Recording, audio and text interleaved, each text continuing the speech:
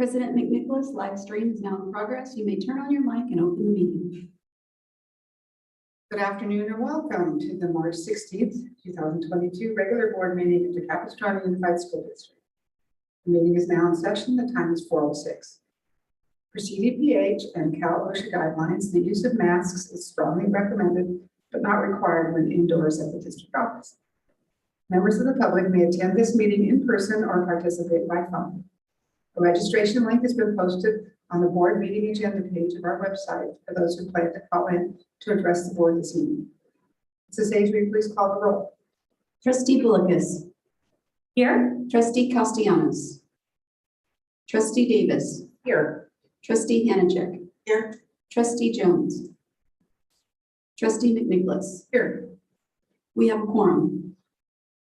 Mrs. Hayes, before the board recesses to closed session, is there anyone who would like to speak to a closed session agenda card? Are there any speaker cards? There are none. Thank you. The board will now recess to closed session to address the following agenda items. Item A, public health emergency, consultation with agency counsel. Item B, conference with legal counsel, anticipated litigation, significant exposure to litigation, 3 cases.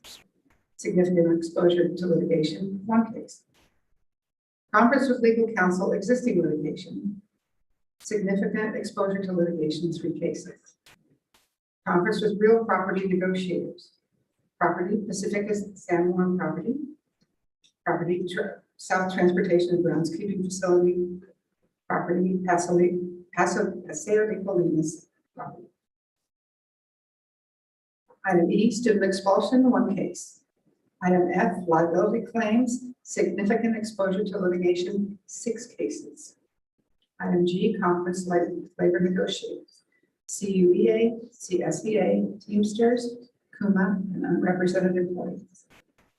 Item H, public employee employment appointment, associate superintendent, human resources, principals, multiple sites.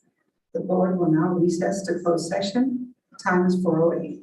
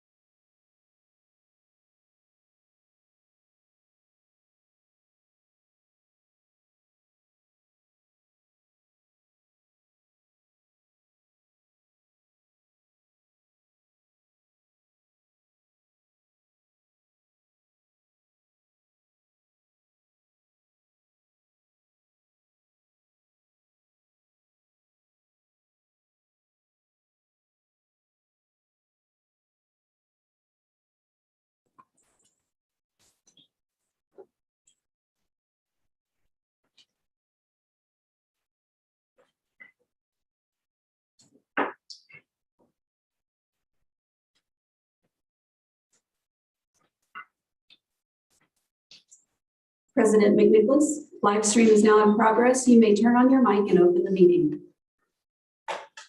Good evening and welcome to the March 16th, 2022 regular board meeting of the Capo County Unified School District. The meeting is now in session. The time is 7:04. Per CDPH and Cal OSHA guidelines, the use of masks is strongly recommended but not required when indoors at the district office. Please note that we have Spanish interpreters attending this evening's board meeting and they are available to help anyone in the back of the room. Tenemos asistencia de intérpretes en español disponible. Sorry about the pronunciation. Members of the public may attend this meeting in person and or participate by phone. The registration link has been posted on the meeting agenda page of our website for those who plan to call in to address the board this evening. The District Board Policy 1313, Civility Policy, promotes mutual respect, civility, and orderly conduct among district employees, parents, and the public. Any individual who disrupts or threatens to disrupt school or office operations, uses obscenities, or speaks in a demanding, loud, or insulting or demeaning manner will be directed to leave school district property. If there is a disruption in tonight's meeting, including heckling, shouting, pounding on the windows, or any other similar behavior, there is a deputy and added security in attendance, and you may be asked to leave or be subject to removal. Warnings will be issued by the presiding board officer, and a gavel will be used in order to support controlling the crowd. After a first and second warning, if behavior continues, the presiding officer will adjourn the board and have security clear the room. Once the room is cleared, the board may return and continue board business. Non-disruptors may participate outside of the building and can speak to agenda items using the outside microphone. Oral communications, which comes early in the agenda, is an opportunity for the public to comment on issues that are not on tonight's agenda. By board policy, the total time allotted for oral communications is 20 minutes, with a maximum of 3 minutes per speaker. But the per speaker time may be less if there's a large number of speakers. Under California law, the board members cannot respond to non-agenda oral communication comments. As a reminder, we ask the audience, not to engage with Ms. Padilla, our student advisor. Please allow her the time and space to speak unhindered and afford her the same respect that we offer to all student speakers who attend our board meetings. Please note if we have any students registered to speak this evening on any agenda item, we will hear them first before any adult speaker. As a reminder, once an agenda item has begun, no further blue cards will be accepted. Please note Exhibit 13C10, resignations, retirements, employment of certificated employees, has been revised due to a typographical error. The document has been provided to trustees. Copies are available in the back of the room and on the district website.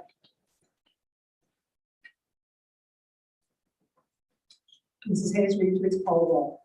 Student Advisor Padilla. Trustee Bullicus. Aye. Trustee Castellanos. Aye. Here. Trustee Davis. Aye. Trustee Hanachek. Here. Are we doing a roll? This is a roll call that you're here. That you're here. Let's start over. And we're here. Ms. Hayes, will you call the roll for attendance? Thank you. Student Advisor Padilla. Here. Trustee Bullicus. Here. Trustee Castellanos. Here. Trustee Davis. Here. Trustee Hanachek. Here. Trustee Jones. Here. Trustee McNicholas. Here. Apologies. I would like to ask Dr. Paul Weir to lead us in the Pledge of Allegiance.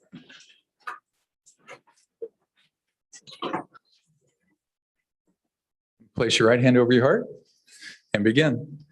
I pledge allegiance to the flag of the United States of America and to the republic for which it stands, one nation, under God, indivisible, with liberty and justice for all. Thank you.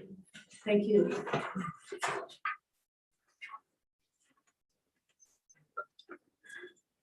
May I have a motion to adopt the agenda? Second. Moved by Trustee Davis, second by Trustee Hanachek. Mrs. Hayes, can we please call the roll? Student Advisor Padia. Aye. Trustee Bullockis. Aye. Trustee Castellanos. Aye. Trustee Davis. Aye. Trustee Hanachek. Aye. Trustee Jones. Aye. Trustee McNicholas. Aye. Motion carries 6-0 by roll call vote to adopt the agenda with a preferential vote of aye from Student Advisor Padia. Mrs. Hayes, please read the report of the closed session. On agenda item 3A, public health emergency, no reportable action. On agenda item 3B, conference with legal counsel, anticipated litigation, trustees voted 6-0 to approve staff recommendation on the following ADR cases. Case number 2021-0603M, 2022-0120, and case number 2022-0210. On agenda item B4, trustees voted 4-2 to approve staff recommendation on case number 3647. On agenda item 3C, conference with legal counsel, existing litigation, trustees voted 6-0 to approve staff recommendation on the following OAH cases. Case number 2021-110016, 2021-120012, and finally, case number 2021-120471. On agenda item 3D, conference with real property negotiators, trustees gave direction to staff. On agenda item 3E, student expulsion, trustees voted 6-0 to approve recommendation on case number 2022-010. On agenda item F1, trustees voted 5-1 with trustee Davis casting a vote of nay to approve staff recommendation on the following rejection of government claim numbers 2108885, number 2108887, and number 2108888.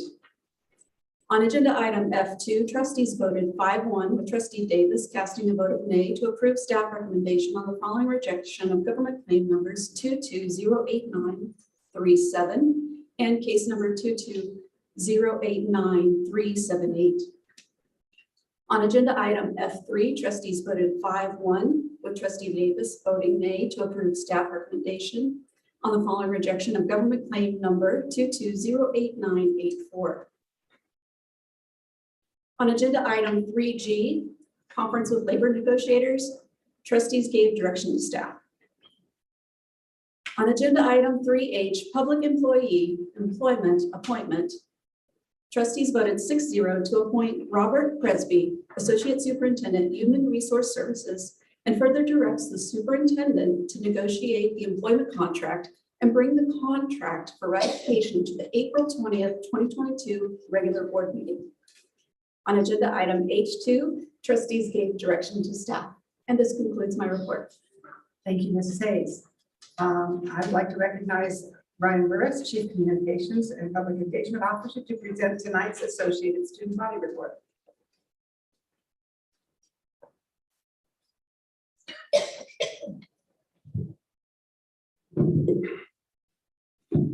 Good evening, President McNicholas, Board of Trustees, and Superintendent Vital-Wilty. Tonight, I would like to recognize Tesoro High School Principal Ken Ezrati, Activities Director Petra Davis Johnson, and ASB President Caroline Clark to give tonight's ASB Student Body Report.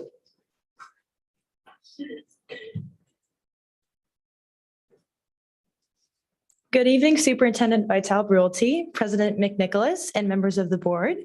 I'm Caroline Clark, Senior and ASC President of Tesoro High School. I am here on behalf of the staff and the student body to speak about the amazing academics, performing arts, athletics, and school activities at Tesoro that is held this past school year, and to discuss some of the events we are excited to have on our campus this year. This year, Tesoro has almost 2,300 students and added 15 new teachers this year. Our STEPS program is thriving with 38 students in 4 classes. Our counselors have provided many resources for each student, assisting in the future of their college or career of our graduating class, breaking down financial aid opportunities for college application assistance, and many options like Saddleback or the military. Currently, our school counselors are meeting with every Tesoro freshman, sophomore, and junior to advise on next year's classes, check graduation status, and assisting in figuring out their college and career goals. Our fall sports thrived in a welcoming environment with our Titan Army student section filled with spirited students eager to cheer on our teams. With CO2 cannons, blasting music, and loud cheering, our students definitely took advantage of all of our student activities. Our rally runs are always a big hit as they resemble a walking parade around our school, gathering students with music and drums to get hyped for the football game that night. This, with the combination of filling our quads with posters that correlate with the Spirit Day, truly allowed each and every student to feel completely immersed in the Tesoro spirit. To involve our lively sports fans and the student section, we have collaborated with Mountain Mike's Pizza to have a student and parent in the audience compete for a year's worth of free pizza for making a half-court shot during basketball season. We hold a featured Titan night for elementary school kids that can compete in basketball halftime by winning a grade level competition that ASB students run at their school. Some of our fall athletic highlights consist of our girls tennis becoming CIF champions and the boys basketball winning league. Girls volleyball made it to the state regional semifinals, and for wrestling, we had 2 students make it to the state championships, ending in the top 10 and top 20 in California. Our song team also recently became national champions for their prom routine. Currently, we have 18 athletes that signed their letter of intent to colleges, among them like Harvard, UCLA, and Georgetown, carrying on the Tesoro legacy. Finishing off the year, we are looking forward to our spring sports: swimming, boys volleyball, baseball, softball, track and field, girls beach volleyball, lacrosse, boys tennis, and boys golf, who are ranked 4th in the state with hopes of winning back-to-back CIF championships. Our performing arts program has been hard at work producing amazing performances like A Midsummer Night's Dream and the musical Seussical. They just finished up a spring play, The Curious Incident of the Dog in the Nighttime, and our upcoming spring musical, Legally Blonde. Our Grammy Award-winning choir program has been recently working diligently, preparing for concerts, and even has 4 students who made the semifinal round of the Orange County Register Artist of the Year competition. Also, our symphony orchestra earned superior ratings at the Orange County's Invitational Festival, while the marching band has taken first place in 4 tournaments. Just last week, our orchestra had a unique experience attending a workshop with a Disney conductor to record their own musical score that was then overlaid onto an actual movie. Afterwards, the students were given the opportunity to watch the movie with their own music as part of the film. Students continued to show their spirit at our homecoming dance, which included the theme of Avatar: The Last Airbender, hosted at our school, which included carnival rides and plenty of food to refuel after coming off the dance floor. All of our students were pleased with the entire homecoming experience again, and in our halftime show for homecoming, we had a huge participation in each class, as it's every student's favorite activity, and a nice introduction for the underclassmen as they may not have ever seen one before. Our pep rally held outside in our stadium hosted all of our students in one pep rally instead of our usual 2 hosted in our gym. It was a huge success in relation to spirit, as every person was immersed in the same environment. This past weekend, we had our Tangled theme winter formal, which included a coffee bar, video games, a Ferris wheel, and many things that piqued all sorts of students' interests. As a student body, we believe in the importance of our future students holding our annual Future Titan Night for football, pep squad, and marching band. An abundance of elementary students worked hand in hand with current Tesoro attendees doing what they love as they ran onto the field. We also had our 8th grade open house, allowing students to walk in the shoes of Tesoro student, meeting with future teachers of all departments, exploring the campus, and even meeting people in their certain sports, electives, and after-school activities currently. To run this event, ASB worked with our amazing Impact program. These students focus on current freshmen, helping them get their feet planted in high school through school events on campus and a helping hand when needed. Tesoro has a very active social media presence with our Instagram, Facebook, and our new TikTok account run by our students in ASB.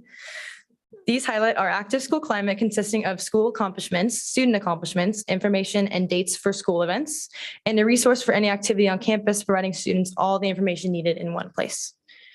We currently hold 93 student-run clubs on campus, ranging from honor societies, athletic opportunities, charity organizations, and many more, allowing students to be part of something they are passionate about, or simply even a place to collaborate with students that have the same hobbies or interests as them. Coming up, we have our multicultural fair, which involves these clubs representing a specific country, providing information with the correlating food that teaches students about cultures around the world while also promoting their club. This year saw the start of our diversity coalition, made up of students from various groups on campus who strive to build an all-inclusive school climate and stop all forms of bias and bullying. One goal of the coalition is to work towards earning the designation of a no place for hate school. As we come across the seniors' most exciting part of the year, we have our senior week. This week also consists of our senior luau, providing shaved ice and food trucks, senior spirit days like Senior Citizen Day and College Sweatshirt Day. many delicious food opportunities to give our senior class, and this year we are implementing a senior movie night on our football field. As for all students, we have our infamous dodgeball tournament, class-to-class spirit week and pep rally, awards nights, and of course, for our upperclassmen, prom. Tesoro is committed to building relationships on and off campus, constantly striving to better our school and making sure that each and every student has their own unique experience pursuing their passions on and off campus through athletics, academics, performing arts, school events, and other programs. It is my greatest honor being a part of a truly amazing school representing the students of Tesoro. Each student and staff member are all vital pieces of this big Titan family so many students can call home. This year being my 4th year in ASB has shown me the dedication and the behind the scenes work put into the outstanding education that I and so many others have received in CUSD. Next year, I'm hoping to continue my studies at a 4-year university studying psychology, feeling confident in the next chapter of my life as a result of the guidance and preparation given to me. So I wanted to thank you all for allowing me to represent the place that gave me the most unforgettable 4 years, Tesoro High School. Thank you.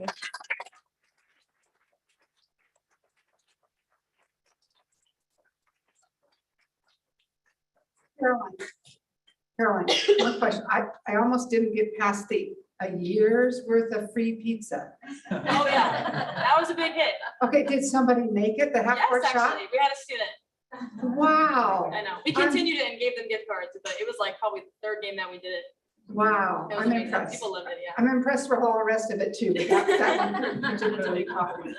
Good job, thank you. Now for board and superintendent comments. Superintendent Bertalli. Great, good evening and welcome to our March 16th, 2022 board meeting. I know it's unbelievable, but after tonight, we only have 2 more Board of Trustees meetings until the end of the school year. We've been through quite a journey together this year, and this week especially, we're seeing more real steps back to normal. Monday was the first school day under new guidance from the state that highly recommends masks, but no longer requires them. Our principals reported lots of smiles and grace and understanding for staff and students who still wish to wear a mask. It is each person's choice, and we respect that. This coming weekend, we have the CUSD Music and Arts Festival at Capistrano Valley High School. Parent volunteers and visitors will be welcome back to schools beginning next Monday. Following CDPH guidelines, we're planning end-of-year school events and graduation ceremonies. Our young people are focused on their academics and well-being. That's our collective focus on teaching and learning. It must be to get our students across that stage into the next grade level and prepared for what's ahead. Last week, we celebrated our Teacher of the Year event for the first time in person in over 2 years. I'm so grateful for the opportunity to be together to celebrate our extraordinary teachers. During the celebration, I appreciated all that teachers have done and continue to do over these last 2 years since we closed CUSD schools, pivoted to distance learning, literally drawing a new map for how school would look and how it would work even today. Teachers shared vignettes that made me cry, laugh, smile, gave me goosebumps. And sometimes I felt all these things at the same time, hearing their stories. Our focus was and remains on teaching and learning for 43,000 students and partnering every day with our families and our community to do the extraordinary work for our young people. As we move closer and closer to the end of the year, I want to remind all of us our partnership and our commitment to do this work together with grace and respect and a constant focus on our unwavering commitment to the success of every student. Students, that is our focus. The next few months are going to be amazing, and I'm already looking forward to and planning for the best opening of school, yes, next fall. On a final note, I want to welcome first Robert Presby, our newly appointed Chief of Human Resource Services, and he's in our audience this evening. If I can just recognize you, Dr. Presby. And I also want to congratulate our own Paul Weir. Congratulations on our activities list tonight. He will be affirmed as our CCA Executive Director. Congrats, and he is also in our audience tonight. I look forward to our upcoming classified staff celebrations and appreciations, and that concludes my report. Thank you. Trustee Castellanos? Thank you. I've done a lot of reflecting in the past few weeks as I've been saddened about Trustee Bronstein's resignation and the events that led her to that decision. Although we all bring different perspectives and opinions to the boardroom, as adults, we know we must make compromises and have respect for one another. We all have a common goal here. We are here because we want the best for our students. Our communities, as well as our boardroom, should be a safe place for all. Whether we agree or disagree, it should always be done with respect for one another. Let's focus on what we were elected to do: student achievement and success, preparing our students to think critically and globally, focusing on supports for them to be prepared and succeed, giving them tools to handle not only their academic needs, but also their social and emotional needs as well. We are here to support our families, our students, and all of our school sites. Let's focus on speaking to each other with kindness and respect. Let's agree to disagree and find common ground and work together to bring success for all our students. When we work together from the boardroom to the classroom, then success will happen. Let's focus on instruction and best practices, adopting new curriculum and novels that represent different abilities and cultures and beliefs. Let's move our students forward, identifying their needs, creating a plan, and working together to create lifelong learners. Let's focus on educational leaders, allow them to lead and trust their knowledge and insight. Believe in our public schools. Know they are working harder than ever to meet the challenges of today, to educate our students to lead us into tomorrow. Let's focus on mental health and getting our students adjusted back to school. They are living through a pandemic, and let's allow them some grace and time to adjust. Acknowledge the challenges, but engage with them that they are strong and can persevere. So tonight, I would like to take a moment to spotlight and a shout out to one of our amazing schools in Aliso, Oak Grove Elementary. I have a volunteer I'd like to speak about tonight.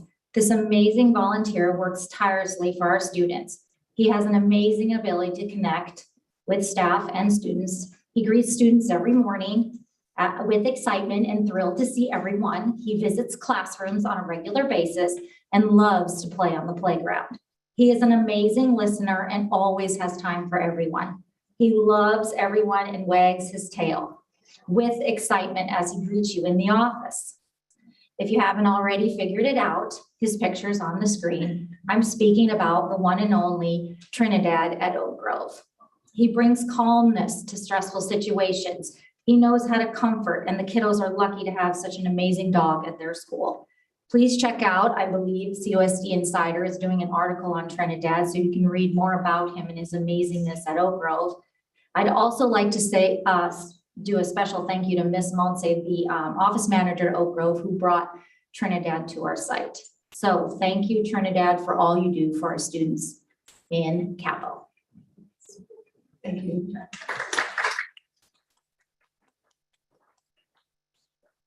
Trustee Bolfus, do you have any comments? Yes. I think once everybody sees Trinidad, every school is going to want a Trinidad. So cute. I have 3 things to bring to the attention of those attending and those listening. And I'm so happy that Tesoro is here tonight, our Titans, because Counselor Jamie Runyon had sent me notification that Tesoro High School has now been recognized on the ASCA ramp, which is a model program by the American School Counselor Association. So congratulations and all the hard work. A second topic is I had the privilege in my community of Mission Viejo to be a counselor for Boy Scouts for community service. And I had 2 young men, 8th graders, Sean McGregor from Newhart and Maxwell Porter from Ladera Ranch Middle School, approached me to talk about a topic, and this is a requirement to get the community service merit badge. And the topic they wanted to talk about was the safety of e-bikes. So I spoke to the boys, there are these 8th graders about to go into high school. And so they had some, I think, excellent ideas. The next day after they had left, in the city of Mission Viejo, there's this little publication called Mission Viejo Reporter. And lo and behold, the article was, why electric bikes are more dangerous than motorcycles, the hidden dangers of riding e-bikes. And it happened to be one of the topics I had shared, one of the thoughts that I had shared with the boys was that that's something that we should probably train the students about is when you think about the message on here, when we think of a motorcycle, we think, heck no, I'll never do that. But in reality, electric bikes are much more dangerous. And so I am hoping that our schools, we certainly see the increase of electric bikes and the need for the electric bike racks, thank you, that we're working on. But hopefully maybe there's some programs we can do on the safety and working with the kids. I was at the San Juan Hills High School for their multicultural event a few weeks ago and had the opportunity to talk to the principal as I saw all the e-bikes. And he says, yeah, you know, it was the skateboards one time and then it's the razors. Well, now it's the e-bikes. So we need to talk to the kids about the safety. And my last comment was just want to give a shout out. I mean, we have our different school foundations and PTAs that are always giving fundraising to give to our schools. This is a company that we've mentioned before, but again, jumped off the page of donations for this month is Pacific Life Foundation. They gave just in the month of March or the 30-day period, $79,500. They gave $33,000 to 9 of our elementary schools, $14,000 to 4 of our middle schools, and $32,500 to the 6 high schools. And so they are just a tremendous support to us. And I just want to give a shout out as a thank you for anybody listening. That's the end of my comments this evening. Thank you. Trustee Davis, do you have any comments? We're going off Trustee Castellanos. With all that's been going on, I've been reminded of this quote by one of my favorite motivational speakers. Perhaps the greatest charity comes when we're kind to one another, when we don't judge or categorize someone else, when we simply give each other the benefit of the doubt or remain quiet. None of us need one more person bashing or pointing out where we have failed or fallen short. Most of us are already well aware of the areas in which we are weak. We need to support and uplift each other now more than ever. We need to remember that disagreements over policies are not an attack on you or your identity. If you speak publicly, you open your ideas to criticism, which is part of the fabric of our society, of the First Amendment and free speech. We need to be respectful in how we disagree, but the presentation of different ideas is what will help us choose what is best for the students in this district. I am hopeful moving forward, we can unite to do what is best for the students with respect, grace, and love in Capistrano Unified School District.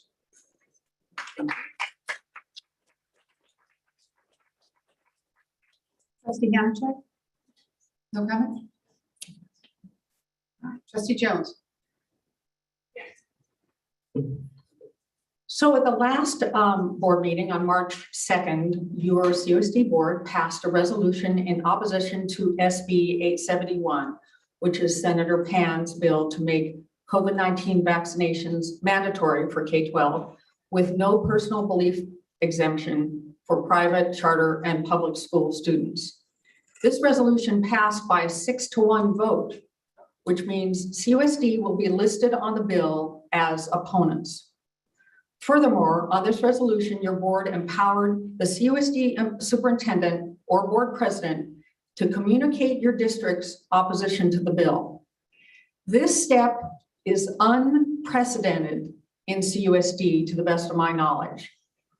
And it means that Superintendent Vital or President McNicholas may speak directly to legislators about the negative effect we believe this bill's passage will have.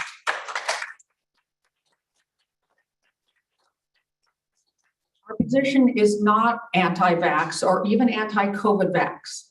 Our concern is strictly for the bill's effect on in-person education of children and California's entire K-12 educational infrastructure.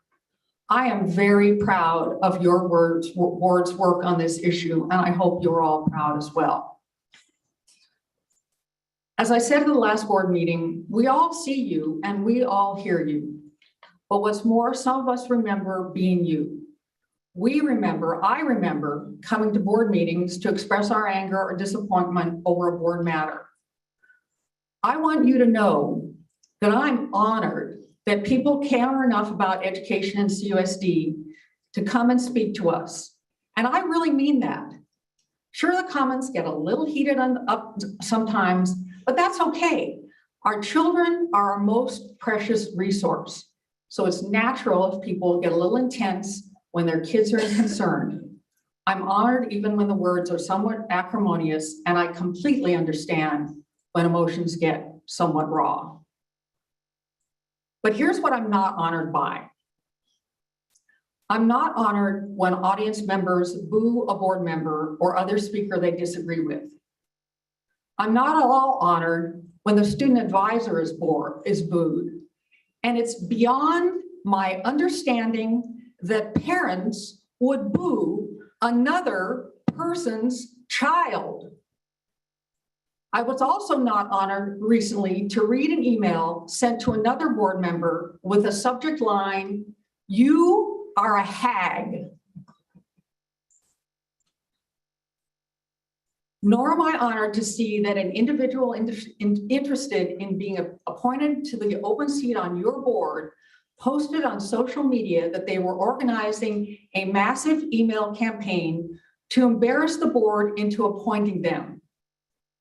Really, the people with whom they say they want to work, as though this were a reality TV show or cage match or something.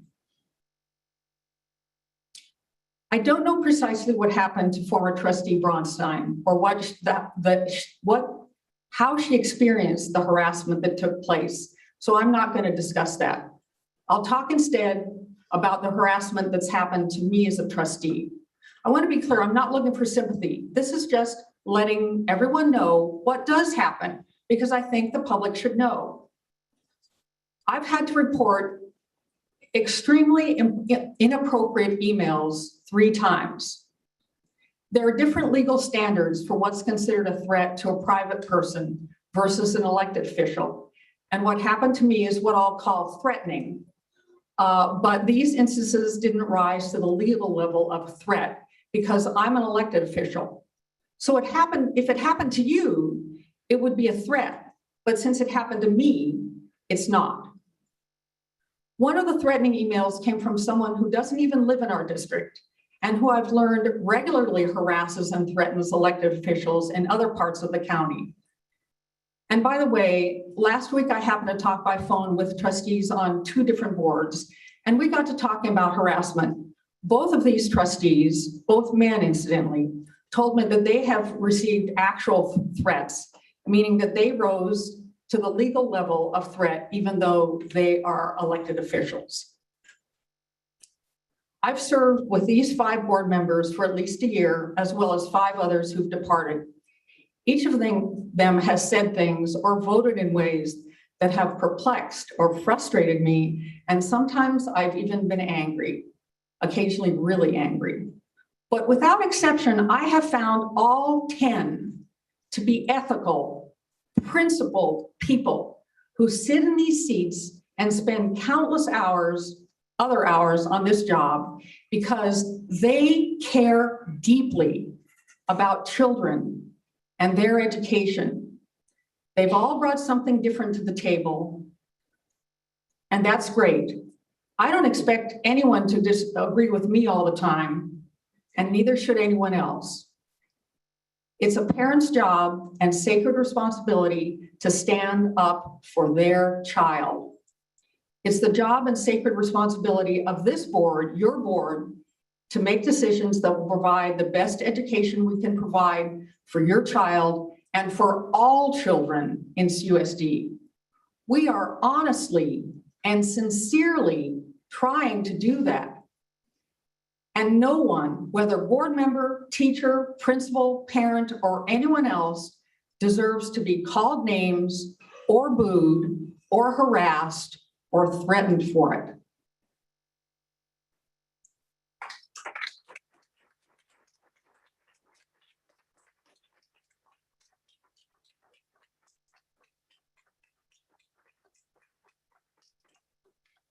Thank you, Trustee Jones. My only comment, and it's more of an advertisement and there are flyers on the back. Miguel Hills PTSA and the community of Laguna Niguel is sponsoring a parent and community education event on Stop Bullying Now.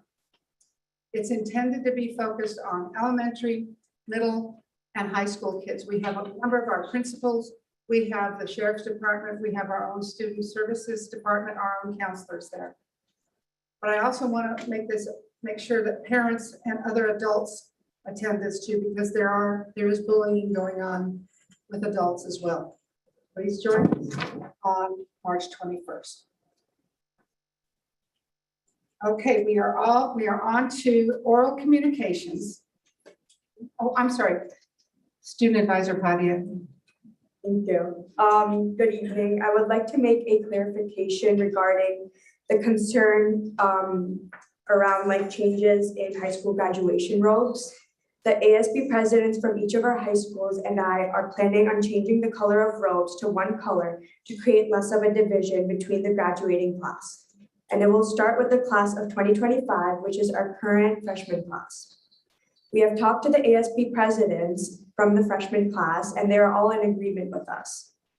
Graduating high school is a big accomplishment, and I believe that having different colored robes based on achievement levels can make others feel unaccomplished and unimportant compared to others. It's a very visual indicator as to who has the 4.0 GPA and who doesn't. I believe that students should be, however, I do believe that students should be rewarded for their hard work through the years. Therefore, rather than having different colored robes, we're planning on giving out medals, cords, and stoles to wear with their graduation attire as a representation for their accomplishments. I understand that some students from our high schools, they don't like the change that is going to be done, and they believe that it's undermining their accomplishments through those 4 years. However, I think that we should all take into account that there are around 600 other students who have earned to be a part of the graduation ceremony, and we should all be considerate and we should celebrate every student. Thank you. Now we are on to oral communications. This is for non-agenda items. Just a note, because we are considering later on in the agenda, the procedure for filling a vacancy. If you are here to speak in support of or against a particular candidate, this is not the forum to do it at. That is not on the agenda. That would be on oral communication. Just a clarification. Time for oral communication shall be 20 minutes. Individual presentations are limited to 3 minutes per individual, but could be less if there are a large number of speakers. Mrs. Hayes, how many speakers do we have on oral communications? We have 10. Trustees, what's your pleasure? Do we want to stick with the 3 minutes? 2 minutes, that would give us our 20 minutes on oral communications. Judy, you want 3? No, 20 minutes.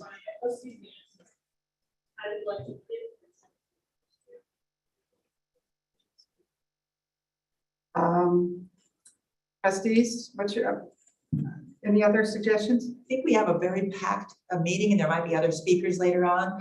I would like to, I think 2 minutes would be fabulous. We get to hear everyone. And if there is for some reason overflow, perhaps we could entertain that later. But to keep to the 20 minutes right now for the oral communications, non-agendized items, so that we can get to potentially other items here in this very packed board meeting. I've got 2 minutes. Thank you. Okay, I'm polling the board. Trustee Castellanos, 2 or 3? Trustee Jones? Advisor Padia? Trustee Boulicus? 3. Trustee Davis? 3. Trustee Hamachek? 2. Okay, it passes 4-2. We're going to go with 2 minutes. Mrs. Hayes, I'll ask you to monitor and call up the speakers.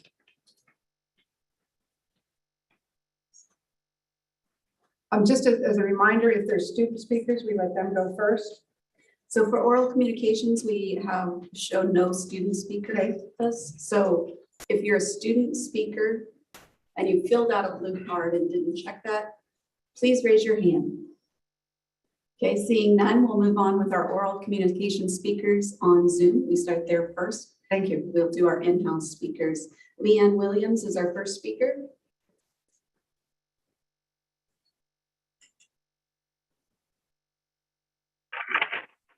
Hello. As we move into our new chapter of CUSD history, one without mask and sadly without former trustee Bronstein, let us move forward with civility. Let us commit to speak our minds, yes, but also speaking with love. I promise to look at your child as a treasure, but I ask you to do the same for mine. Just as we do in the classroom, let's set expectations for the board meetings. We will listen when others are speaking, and we will speak with respect for our leaders and for each other. Let us show respect for professionals in our district. These folks have worked their entire professional careers to understand pedagogy, theories, to master classroom management and curriculum implementation, to build relationships with students and understand child development. So when it comes to the matter of education, let's defer to them. We can have input as families, but let us treat these faculty members as what they are, experts in their field. As John F. Kennedy once said, so let us begin anew, remembering on both sides that civility is not a sign of weakness and sincerity is always subject to proof. Thank you very much. Speaker is Katie Crockett. Good evening. I had a different speech prepared, but instead I would just like to echo what Leanne Williams just said. Thank you. Our next speaker is Michelle Colossal Campbell.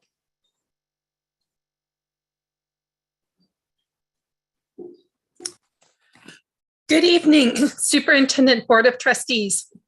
We continue to celebrate Women's History Month in March. In 2022, the PTA turned 125 years old and is the oldest child advocacy group in the US and the world. The PTA exists because of the work of Alice McLan Burney, Phoebe Apperson-Hurst, and Selena Sloan Butler. Today, the PTA continues the work of these founding ladies to continue to, quote, the work on behalf of all mankind and womankind, regardless of race, color, or condition, to recognize that the Republic's greatest work is to save the children, end quote. PTA takes positions and advocates for children. A current project is to support raising base funding in the local control funding formula so schools have the needed funds to provide a robust education. Please join your local PTA and join us in our advocacy work. Thank you very much. Our next speaker is Michelle McNutt. Hi, are you able to hear me? Yes, go ahead. Good evening. I also had a different speech planned for this evening.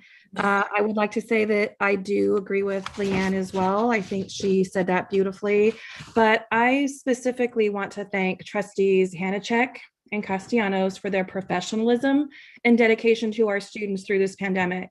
I especially want to thank Trustee Castellanos for pointing out the sadness that many of us feel about losing our trustee in Area 2, which is where I am from. All of you, Trustee Hanachek, Castellanos, and Bronstein have maintained integrity even while being verbally attacked, harassed, and threatened by a small group of loud and willfully ignorant parents, the same group of parents who bullied Trustee Castellanos out of her seat. I'm glad that I heard some of you speak against what's been happening, against the hostility, and I'm hoping that we can all take a turn in a positive direction. Lastly, I just want to say, Lisa Davis, I think that you are dangerous. You've demonstrated that you care more about riling up your belligerent supporters than you do about students' health and safety. All of your resolutions have been meant to inflame, not unify.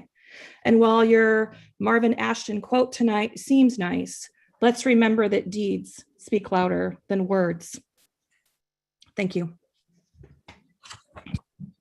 We'll now go to the speakers in the room. I'm going to call the remainder of the speakers so that you could line up in this order. Susan Saucedo, Greg Young, Jessica Geyer, Susanna Sariamento, Neil, and Nora. Please come forward. Susan, come on up to the mic.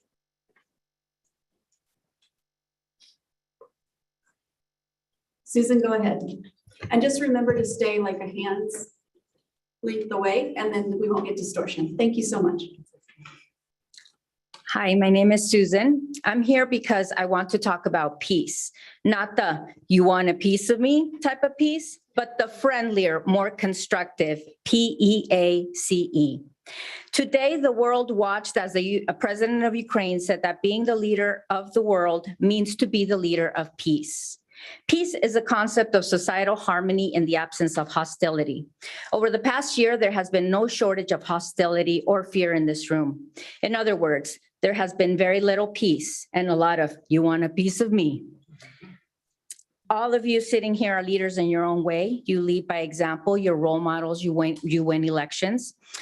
My trustee, Pamela Brownstein, who is an attorney, a businesswoman, and a parent, was also a leader here and won an election. Her resignation came because her peace was disrupted by individuals who harassed her and by proposed resolutions that were unlawful. I'm hopeful that you can all work together to make sure this type of harassment and unlawful resolutions that led to a board member resigning do not happen again. I'm here to ask you to be a leader in peace. It requires that you are vigilant, proactive, and intentional in your actions. Sometimes it's a lot of work, like when you collectively worked to create peace around the topic of cultural proficiency. After misinformation was cleared up, I think many parents were like, okay, let's move on to another issue. I urge you to approach your decisions in such a manner that will promote peace. Appointing someone to fill the vacant board seat will create division, and many voices such as mine will be left out of the process. And I live in area trustee too, and I am a voter. Do not appoint. Instead, I urge you to follow the democratic process and let the voters decide. I'm a mother of three, a physician, a soccer mom, and I'm here because I want to create a better future for our family. I'm hopeful that you feel the same for our children and that you're a leader of peace in this world that already has too much division and war. Thank you, Ms. Thank you.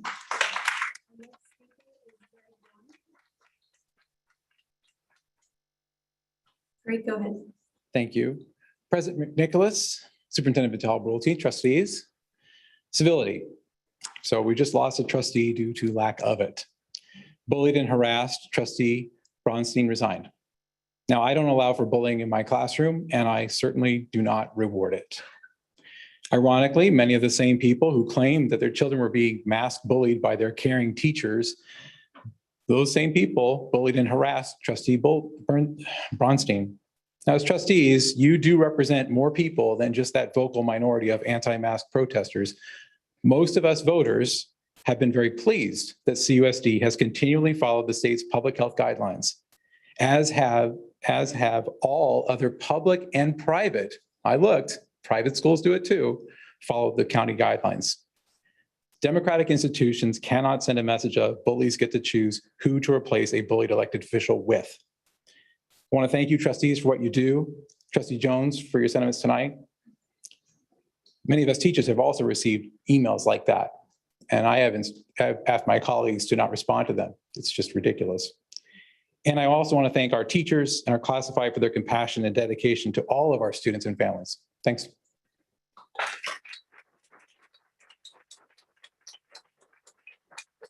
Jessica Geyer is the next speaker. Trustees, Superintendent Vital Brulte, Student Advisor Padia. I just wanted to give you an update on Raise the Base. First, a big thank you to our superintendent who has sent out letters to every superintendent in the entire state talking about Raise the Base. It is spreading like wildfire. People think we have a ballot initiative right now, and that is a good thing. kind of. As long as they know it's no taxation, it's about allocation, which we're going to try and make sure they know. And thank you, Trustee McNicholas, for sharing the buttons with CSBA during your ledge action meeting this week. And a thank you to CUA and SEA, thank you, for your collaboration as well. Like I said, it's spreading up and down the state. Like wildfire, and it started right here in Capistrano. So the CUC PTSA legislation advocacy team and our Raise the Base initiative leader, Luca, we've started a 1 million letter to legislators campaign to advocate for the governor to raise the base grant for the local control funding formula by $9 billion. Again, no taxation allocation. Allocate some of that $45 billion surplus you have into the base grant for our students. I received an email yesterday educating CUSD families about vaccine mandates. And I would like to ask the board to consider sending info to families about AB 1614 by Marisucci. That will support the work that we've been doing for the last couple of years here in our district. And also attach the CUC PTSA link so that all of our families have access to those letters to legislators so we can make our 1 million mark. Thank you very much for all your support of Raise the Base.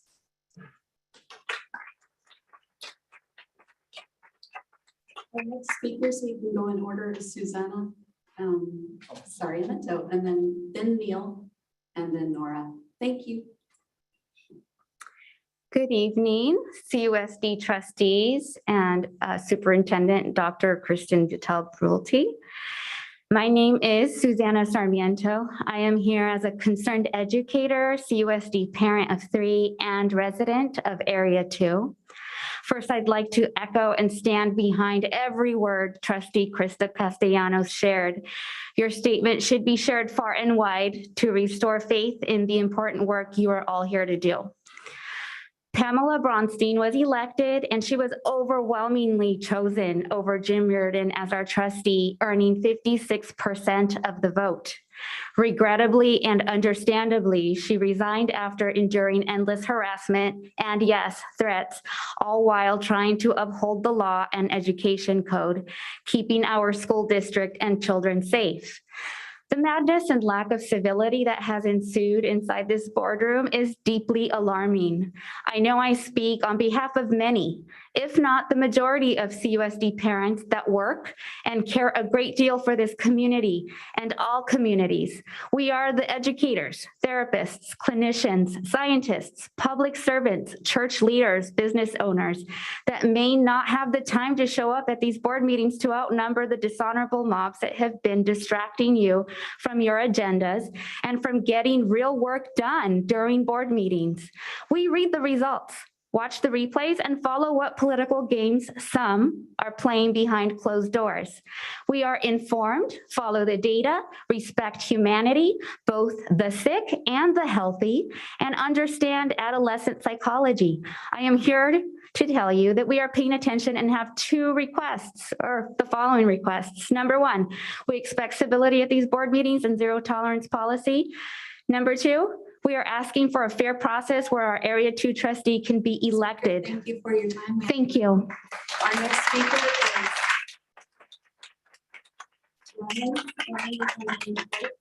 Neil. This is our Neil. Neil, would you share with us your last name? Rish. Neil Rich. Yeah. Thank you so much. Go ahead. There you go. Thank you, board. Yeah, this is hearing all this mob and this stuff. That's crazy because I'm guessing you have a few bad apples, few people that decide to make a big to-do. I personally, I'm a parent of 3, 2 that go to this district, 1 that will hopefully go next year.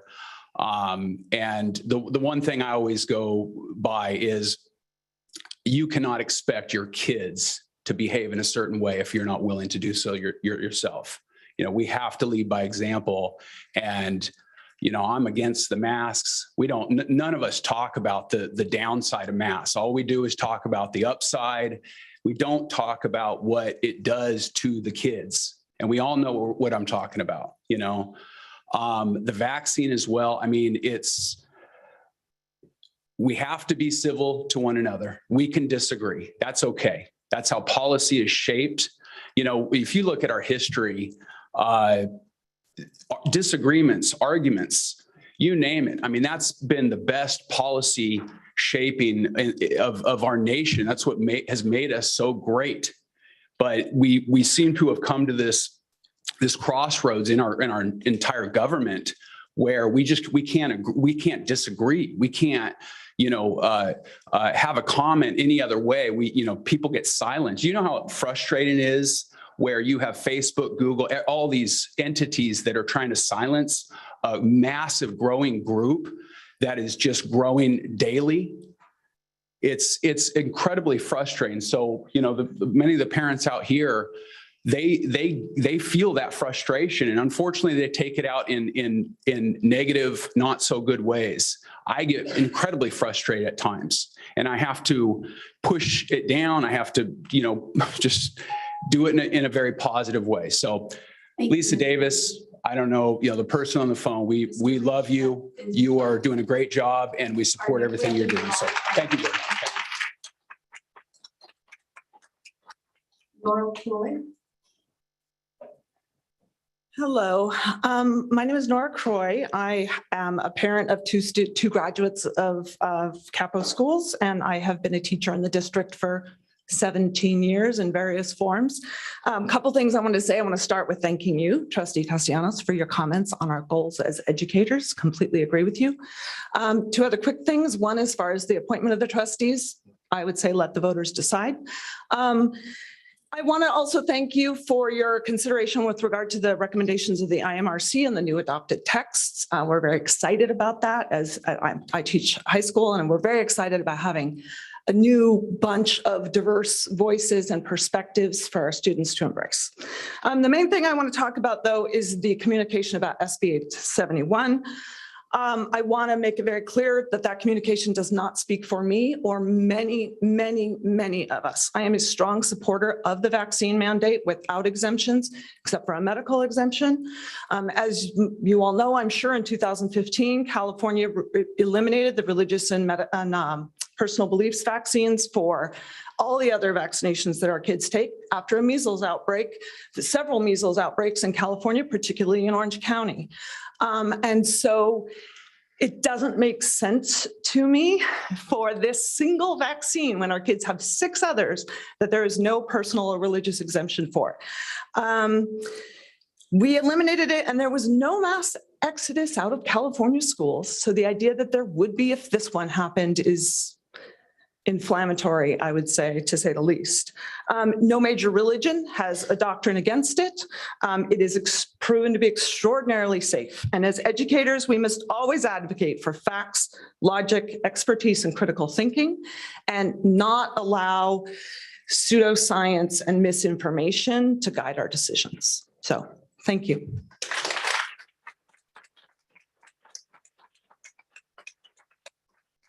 Concludes our speakers for oral communications. We move on to our consent calendar. Please note for board policy 9323 and in accordance with the law, the public has a right to comment on any consent item. At the request of any member of the board, any item on the consent agenda shall be removed and given individual consideration for action as a regular agenda item. For each speaker is allotted 5 minutes on multiple items or 3 minutes per item. Mrs. Hayes, do we have any speaker cards for consent items? I'm sorry, we have 1 speaker for the consent calendar. 4 items, A1, A5, A6, and B1. Shall I set the timer for 5 minutes for this? Okay, this is Michelle Postle Campbell. You have 5 minutes to address your 4 items.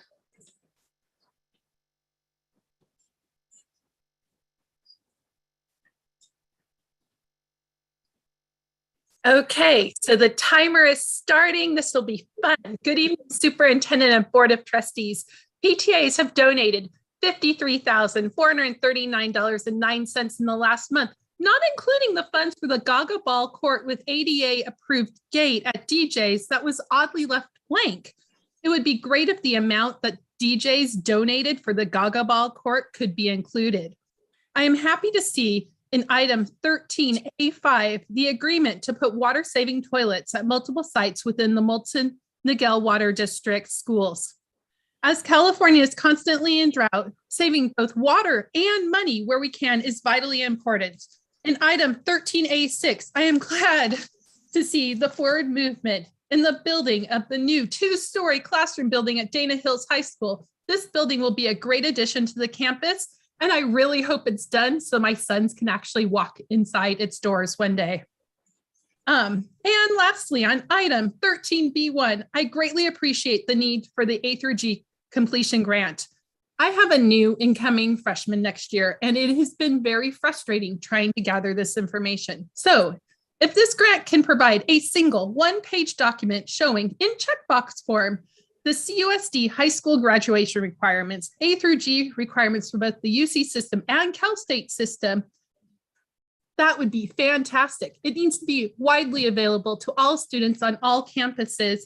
And not only does it need to be shared with our high schools, but it needs to be shared with our middle school families so they can start planning early so all of our students succeed and thrive and we build them for success. Thank you. And look, I have 3 minutes and 15 seconds left. Yay.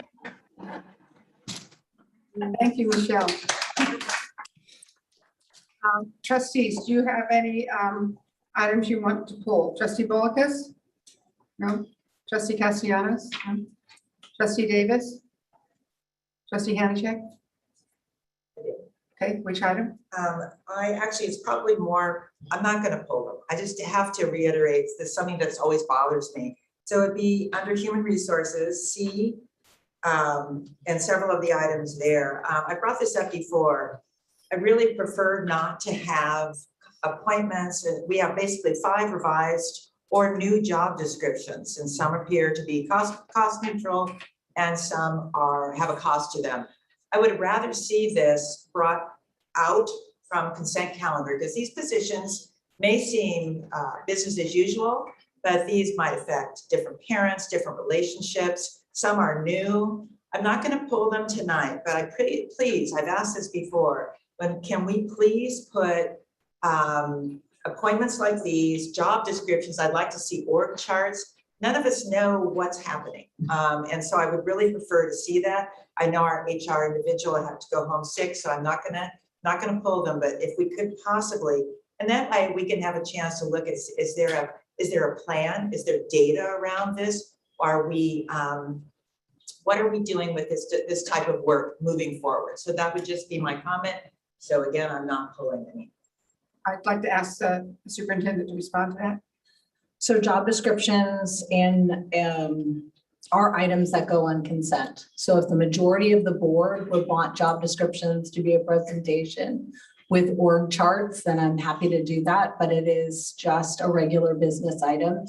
These are job descriptions for the associate superintendent that I just asked the board to appoint. We've been working on this for months, and that we flew it in 2 different ways and want that job description on the books. So that was that. The second one is a job that was approved actually in November. So the cost for that job was part of the support to HRS. And it's a temporary position through June at this point. So again, I just respectfully disagree that job descriptions are a regular business item. If the board would like to see org charts or presentation on the structure of this district, I'm happy to do that, but it will be always my recommendation to put job descriptions as a regular business item. That if I find that I want deeper information, then I'll make sure and pull them in the future. Thank you. Trustee Jones, do you have anything? Okay. I think that, Amy, I'm thinking when we get the agenda, if this is a concern, I think we can always ask the superintendent to provide additional information. And maybe at that point we agendize it. Please talk to her, talk to me about the agenda. Okay. All right. Thank you. So with no items pulled, I will entertain a motion to approve the consent calendar. Motion to accept the consent calendar? Second. Okay, moved by trustee Bolus, seconded by trustee Castellanos. Do we need a roll call or is this just a verbal? It is a roll call vote. Student advisor Padia. Aye. Trustee Bolus. Aye. Trustee Castellanos. Aye. Trustee Davis. Aye. Trustee Hannachek. Aye. Trustee Jones. Aye. Trustee McNicholas. Aye. Okay, we are on to discussion action items. This is item 14A1, instructional materials recommended for adoption, secondary English language, arts, and history, social science, supplemental novels, grades 6 through 12. Dr. Merwin. Thank you very much, President McNicholas. Trustee Superintendent Vital Brulte. Staff presents item 14A1, instructional materials recommended for adoption, secondary English language, arts, and history, social science, supplemental novels, grades 6 through 12. So I will briefly frame the item and then turn it over to Assistant Superintendent Carrie Johnson and Executive Director Meg Irvis, who are here and available to answer questions. These novels were brought forward and submitted to the IMRC by our former curriculum specialist, Virginia Reichel, on behalf of English teachers across the district in response to feedback she received from committee work and from department chairs over the past 2 years in her previous role. Therefore, the process leading to tonight's recommendation follows our new board policy and administrative regulations for IMRC process, because Ms. Reichel was present at the February 1st, 2022 IMRC meeting to answer questions. However, that being said, we would like to recognize that the individuals who are making the recommendation and not someone who is representing those individuals should be present at the IMRC meeting. And because the individual may have additional insights to share for the IMRC to consider. So please know that Dr. Johnson, who is also the non-voting chair of the IMRC, is committed to this practice moving forward to make sure the actual individuals who are present for the meetings. So after any discussion and questions, staff is fully behind these novels and recommends approval. And Dr. Johnson, can you please continue and take the item from here? Yes, thank you, Dr. Merwin. First, I want to thank the vision of the board for allowing me to be part of this panel. It is one of the highlights of my job to listen to the robust, in-depth conversations between your appointees and other members of the committee. It really is why I wanted to get in curriculum instruction in the first place, was to hear these in-depth conversations. With that being said, I apologize for there was an error early on. That's the corrected version is in the board packet with the votes. I also want to say that all the novels that were put forward were approved by a majority of the IMRC. And I also want to thank Virginia Reichel for shepherding these novels from the the former version of the IMRC to the new version of the IMRC. And I want to thank all the members for the time that they put in to reading the novels and discussing them.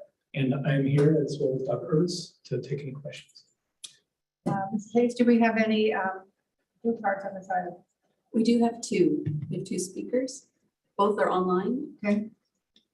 Katie Crockett.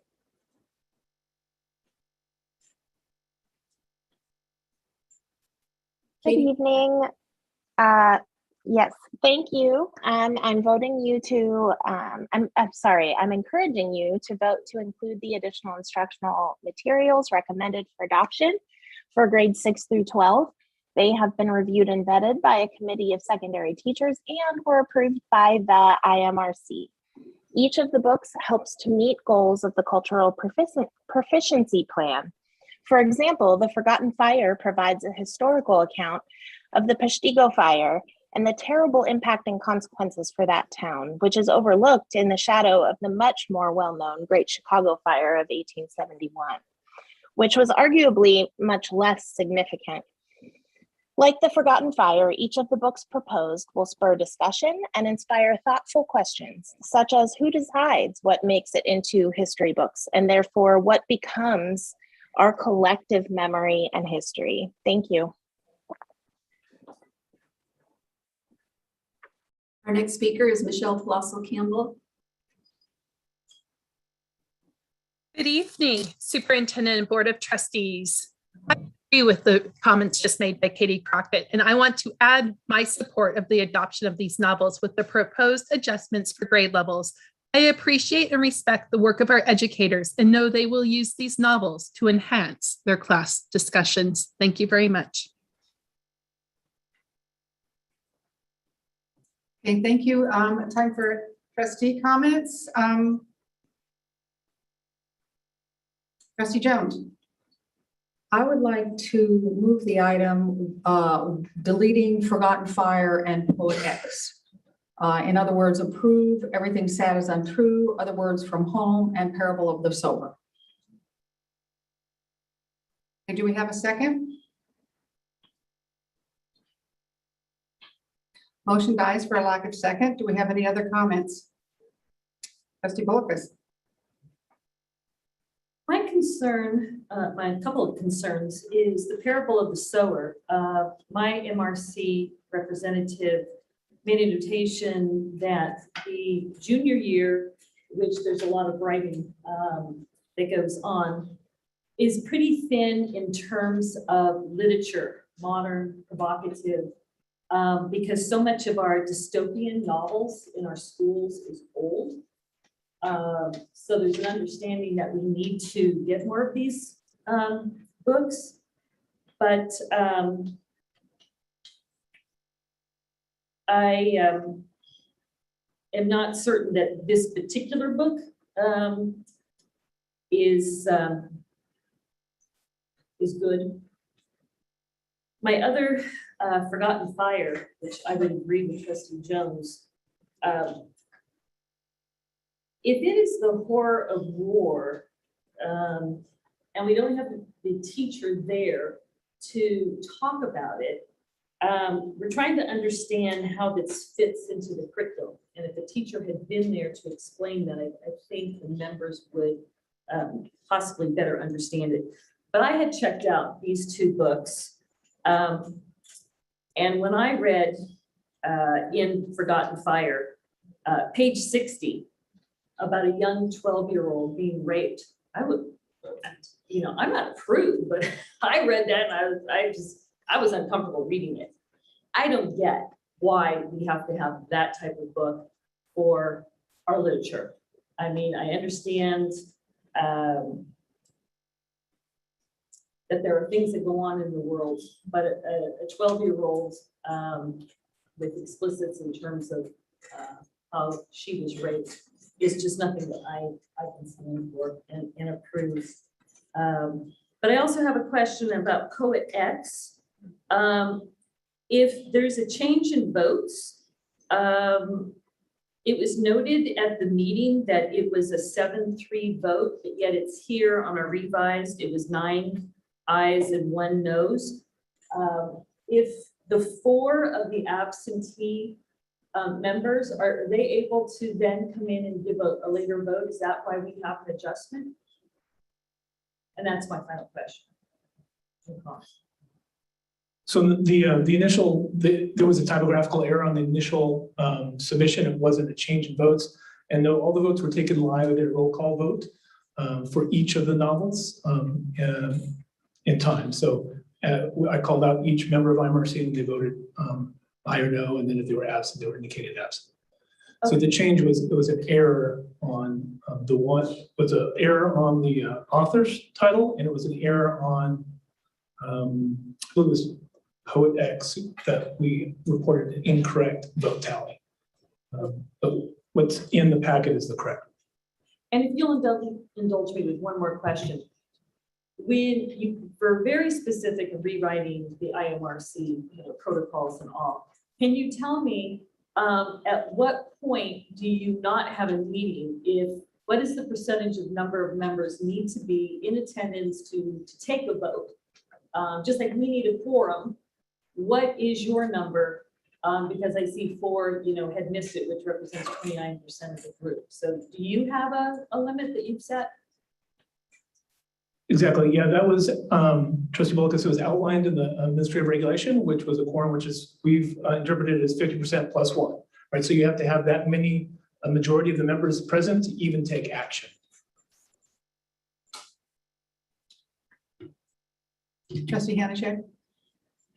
Thank you. Trustee Bolkus brought up a lot of questions that we actually haven't dived into. I am for passage of all of these books. I know that they were chosen intentionally and that they are going to be able to use to augment and to move our children into this rapidly changing world. And we need to remember that we do discuss sexual assault and consent in our sexual education. And when you look at the age group of the students here, that is more than appropriate. They are more than aware. I know none of us want any of these words or anything to be in these novels, but I would like to move adoption, the staff recommendation of adoption of these novels for social science supplemental grades of 6 through 12. Second. Okay, it's been moved by trustee Hanachek, second by trustee Castellanos. Trustee Jones, you have a comment? Yes, I would like to say why I asked for Forgotten Fire and Poet-X to be removed. I don't have a problem reading about rape and there's an attempted rape of a boy. There are multiple rapes of a girl.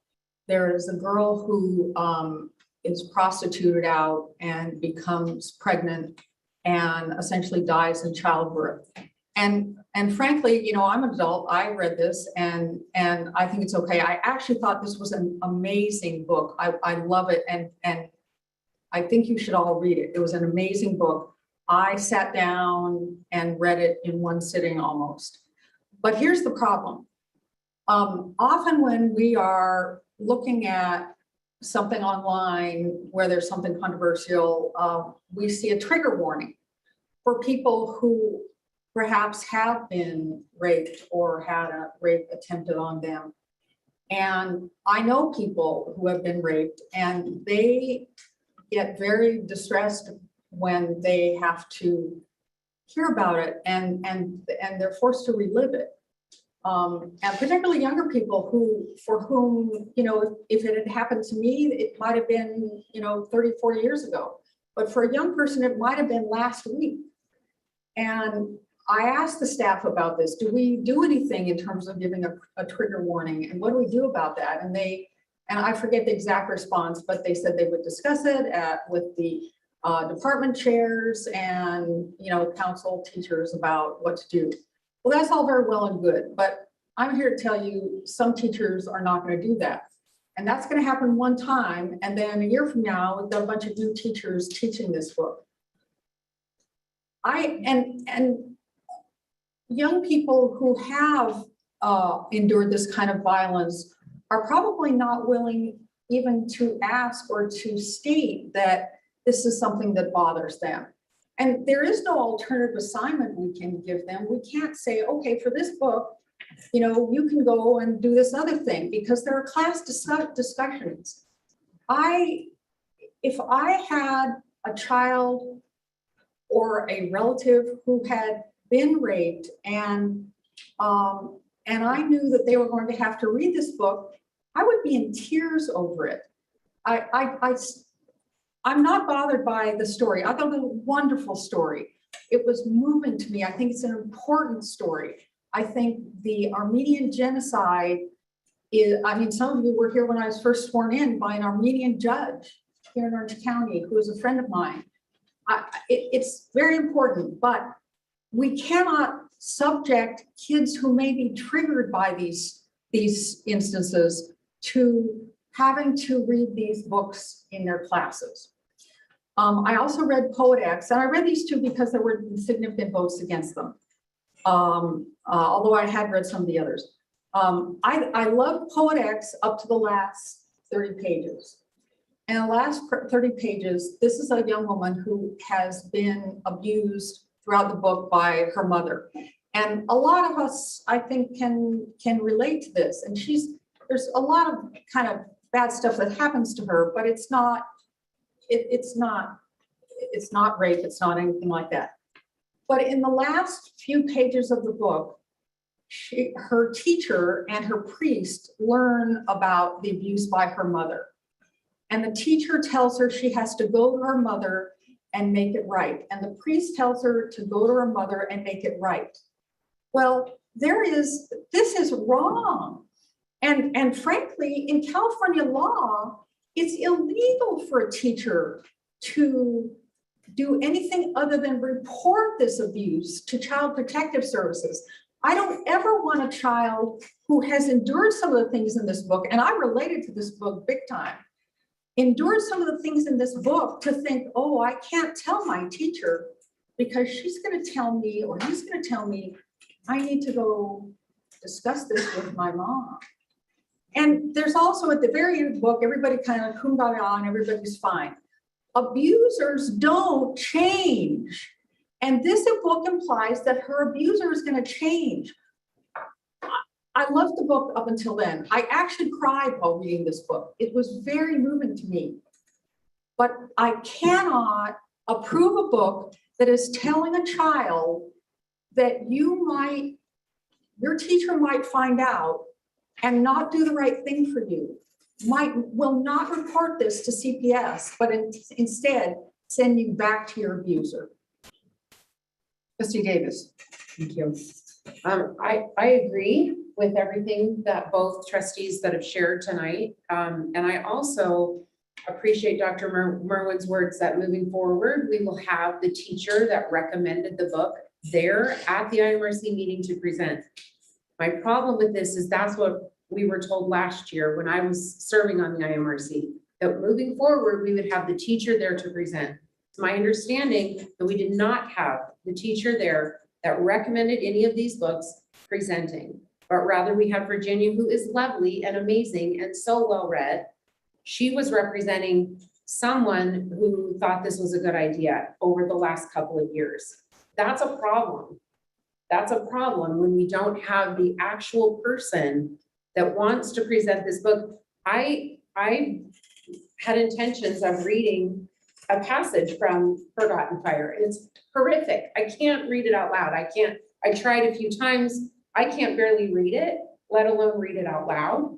And again, I know I feel a bit of a broken record in this regard, but we have to consider age appropriateness of books. We must consider age appropriateness. We must have the teacher that wants a specific book at a meeting to present. It's very different to have a group of teachers there and say, oh yes, I'll support that. Oh, I want that book too. 4 teachers said, yes, I want that book too. That's very different than someone saying, I want Forgotten Fire because X, Y, and Z, and this is this, and this is this. And last time we talked about why we wanted certain books because we need them for AP tests and to get them prepared. Well, it's just very different. So I 100% agree with the 2 novels that should be pulled. And I would second your motion because I think you said the same 2 I was, but I missed it and I apologize. No, we have, no. X. Right now we have a motion to accept. So the other motion died for lack of a second. We have another motion. Okay. I'm just sharing my thoughts. So I don't move approval, and those are some of my reasons. We need to be conscious of age appropriateness. We must have the teacher there. If that's our policy, then we need to have a teacher there to present it and to share. Okay, student advisor. I just wanted to say that I totally agree with Trustee Jones. I mean, obviously, like they're like with explicit content, like I honestly think that it's age appropriate, like for Forgotten Fire for high school students. But when it comes to the, like, you know, like when it talks about like rape or like abuse and things like that, like there's like a student we have a student population that have gone through those things and they come to school as like their safe zone, somewhere where they can just like be themselves and they can like forget about like for 8 hours, they can forget about like what is going on in their life, and like having them like be exposed to like these horrors that they might have experienced. I feel like it can be very traumatic and it can make someone just not feel safe at school. So, I mean, I agree. I don't think that we should add Forgotten Fire and Fort X to the list of approved books. Amy, you've already had one comment. Do you have another short one? Then I'd like the superintendent to respond. Sure, I was actually going to ask for staff, maybe to help the board, maybe the superintendent's doing the same thing, to help us kind of understand how these novels are utilized, presented. I do agree, I don't want to expose children. Unfortunately, they're exposed to so much every day. And so that is the bigger conversation of safe places and where do we where students go. So a novel obviously has stimulated a lot of conversation, which is an amazing thing. So I think I'm kind of wondering now, there's so much that students are exposed to. And I get that we may not want to purchase directly a novel that could offer that triggering thing, how horrific that we might have so many students that might be their path. So I guess I'm looking to see how these novels are I was going to talk about procedurally now that we're a board of 6. So I'll ask Dr. Merwin and Dr. Johnson to address your question. And then I just want a chance to talk about procedurally when you are 6 trustees. Thank you, Trustee Hanachek. Yeah, so these, if approved, would be added to the list of supplemental novels, right, which are available to teachers to utilize. And just as far as teachers being present, we actually had 4 teachers present at the IMRC meeting. They spoke, some of them spoke to the novels. They were not the initial recommending teachers. Like I said, Mrs. Reichel has been great shepherding through. She had recommended these in response to feedback from department chairs, from other ELA teachers, and the teachers that were present were able to speak to how they would use them in class or on behalf of other teachers in their departments. As always, these would not be the first novels that would possibly have a difficult content in them. And I know that our teachers are very well trained to present that. But we would always want to reinforce best practices, making sure that they're communicating with parents, communicating with the students about the content, and framing novels in such a way that the students feel comfortable addressing the teacher if they have a concern or getting access to resources. Okay. I guess that was going to be my comment. I know Trustee Davis was worried that the person who originally recommended it wasn't there to defend the reason. But as I understand it, it's not usually an individual teacher that submits something to be approved. This does go through department chairs and subject matter committees and kind of group decisions on what novels, because you really don't want one teacher using one novel and another. I mean, I know they have individual teacher freedom, but that's how we get novels that come to our IMRC. True, is that part of how the process works? That's correct. And President McNicholas, but I also want to address Trustee Davis's concern, and this was IMRC members raised this concern as well, as wanting a specific teacher to be there to present. And we were in a situation where we're transitioning from a former version of IMRC and how these were recommended. Going forward, I made it very clear, and my commitment to them is to have a very specific teacher, even if it's recommended by a school or a group of teachers, that we'd have one point of contact so that we'd have someone there to present. So I totally understand your concern. That was a concern raised by IMRC members, and my commitment is to make sure that we do that going forward, creating a specific new application process, an online application that would gather all the information, including the specific teacher, so that we have that point person. And the other thing we always do on any of our novels, whether it's Catcher in the Rye or Scarlet Letter or The Kite Runner, we still rely on our teacher to present that in context and how to present it to the class. It's not, here, go read this. That's kind of that's what English teachers do. I'm a science person, so I don't know how I would do it as an English teacher, but that's the way I understand. So any novel, whether it's one that's already approved or these, still requires the teacher to frame it in what they're expected, what the expectations are in that novel. Absolutely, that's effective teaching practice. Absolutely. Okay, thank you, Superintendent. So now that there are 6 trustees, right now you have a motion on the table for the recommendation and a second. So if in fact that is a 3-3, I'm not saying it will be, but if it is a 3-3, then this dies. None of these books are then accepted.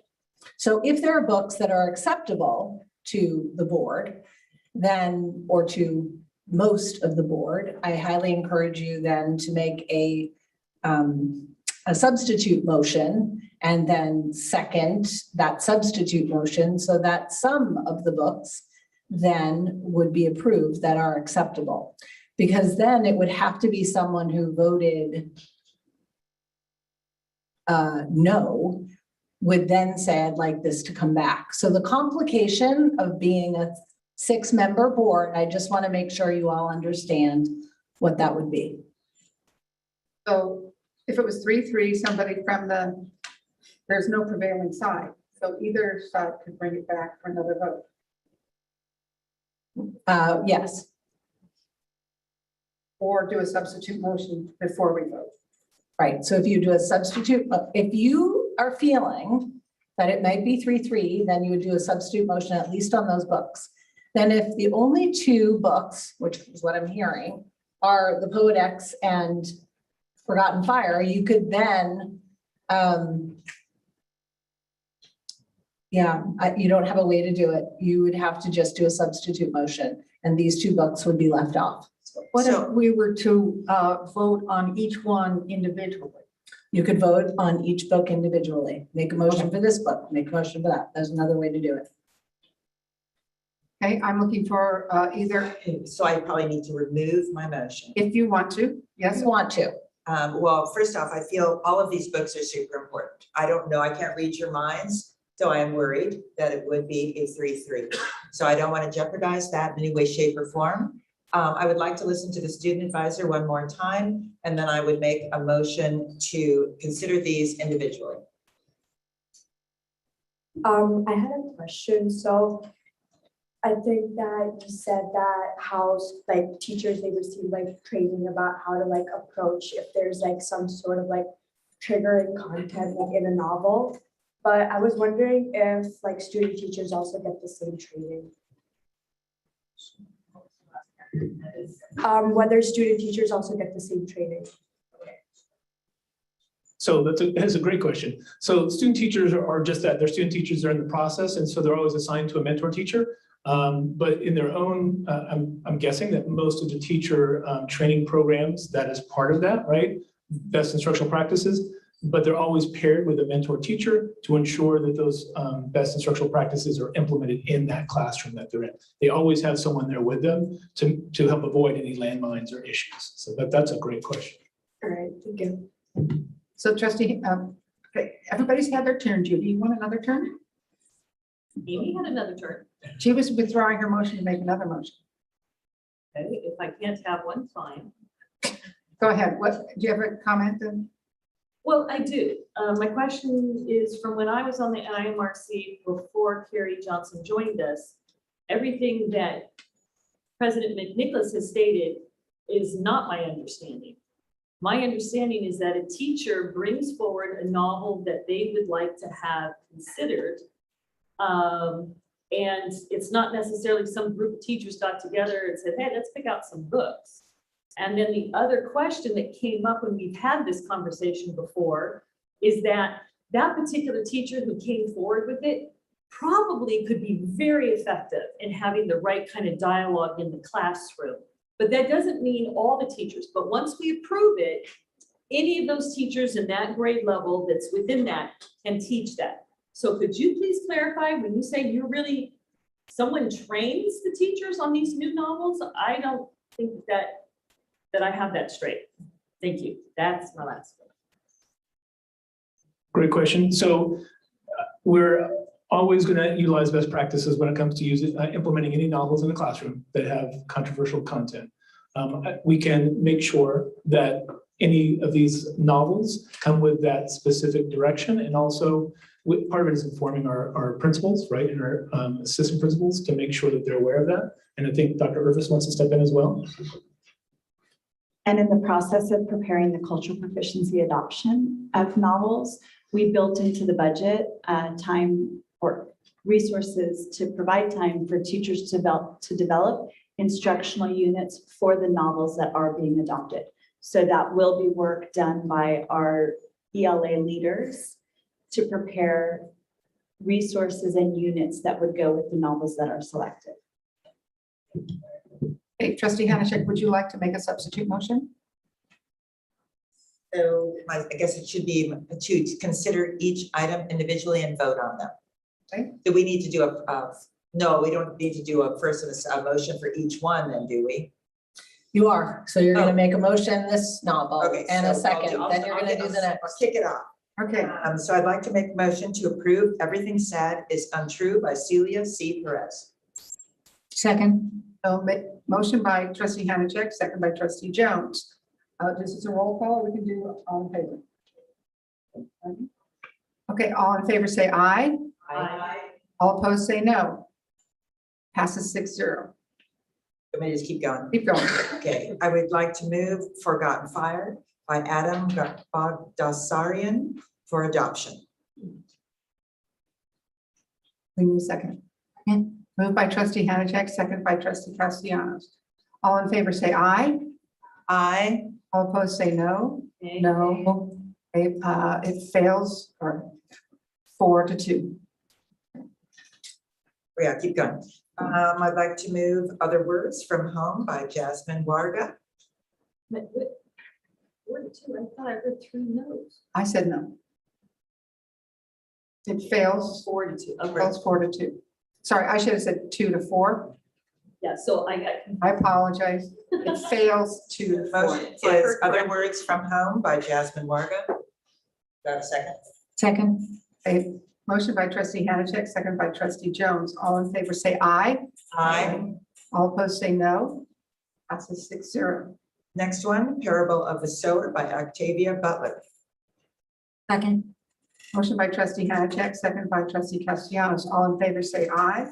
Aye. All opposed say no. Passes 6-0. And the last one is Poet X by Elizabeth Acevedo. Motion by trustee Hanachek, second by trustee Castellanos. All in favor say aye. Aye. All opposed say no. No. Motion fails 2-4. Okay, thank you very much. Anything else we need from us? No, thank you. trustees. Okay, thank you.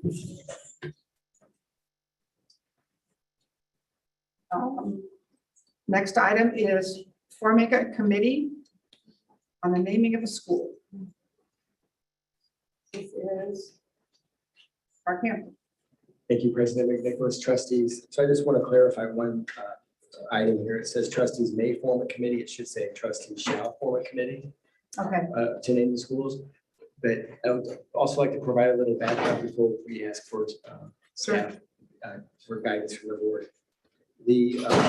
This is for naming the new K-8 that's being developed for planning area 3, being built out by Rancho Mission Viejo.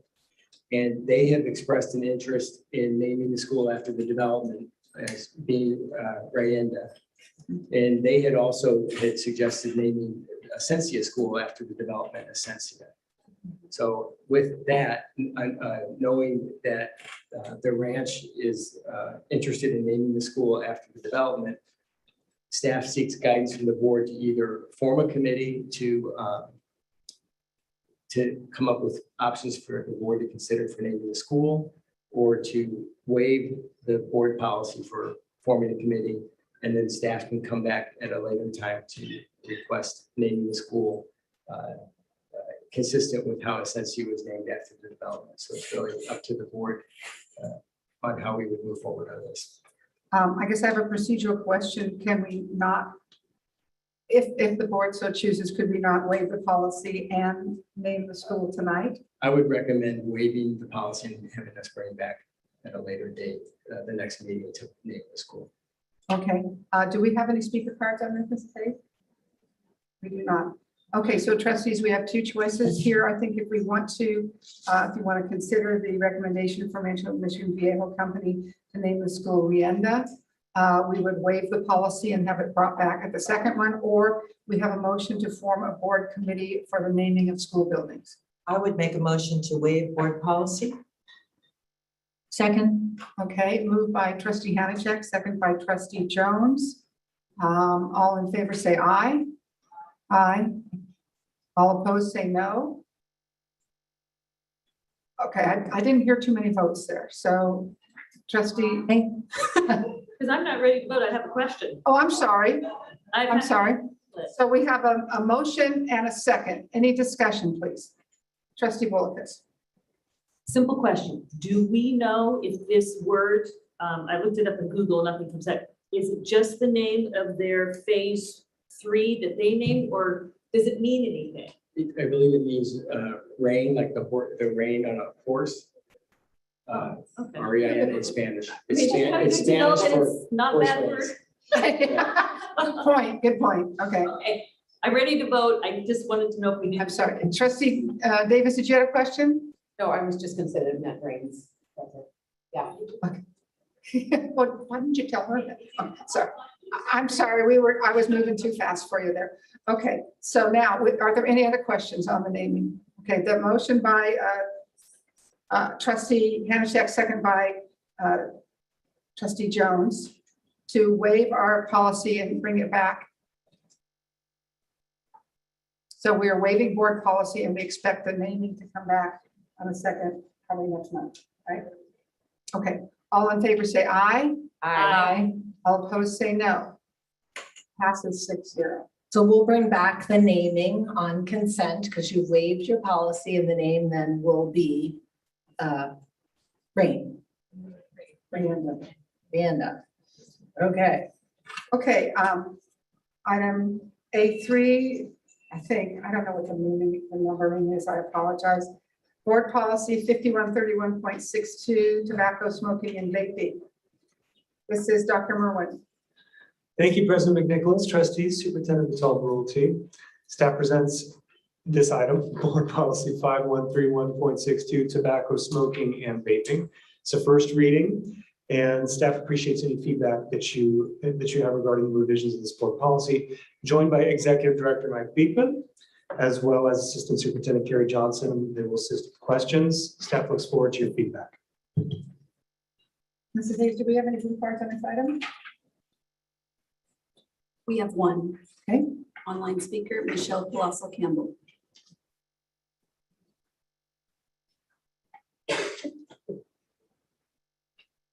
Michelle. Board Policy 5131.6 contains needed updates to reflect the growing epidemic of vaping in our schools and society. It is appropriate to provide both prevention and intervention programs to reduce and hopefully eliminate student use of these illegal substances. Thank you for considering these updates. Thank you, Michelle. Trustees, any comments? I have some comments. On the first page of the policy, second to the last paragraph. Part of this is structural, but I would like to read my suggestion. And basically what I'm doing is I'm adding to the word tobacco, not accepting money, gifts, etc. from the tobacco industry. I'm proposing we make it the tobacco, e-cigarette, or vaping industries. The people who make vaping devices and e-cigarettes are not actually in the tobacco industry. So that would mean it would say no one may, on behalf of the district, solicit or accept any contributions, gifts, or monies for schools from the tobacco, e-cigarette, cigarette, or vaping industries, including but not limited to donations, monies for sponsorships / scholarships, advertising, et cetera, et cetera. I have a couple of just spelling things that I will turn over to Mrs. Hayes if the board accepts that amendment. That sounds okay with me, but other comments or questions from trustees? Trustee Davis? I'm second that. If that's I guess I can make a motion, but that was kind of just my comment. I think it's important to add that. Okay, so Trustee Jones, is that a motion to approve with your correction or with your addition? Wait, I'm sorry. okay, waive the first reading. Let's waive the first reading. Shall we do that?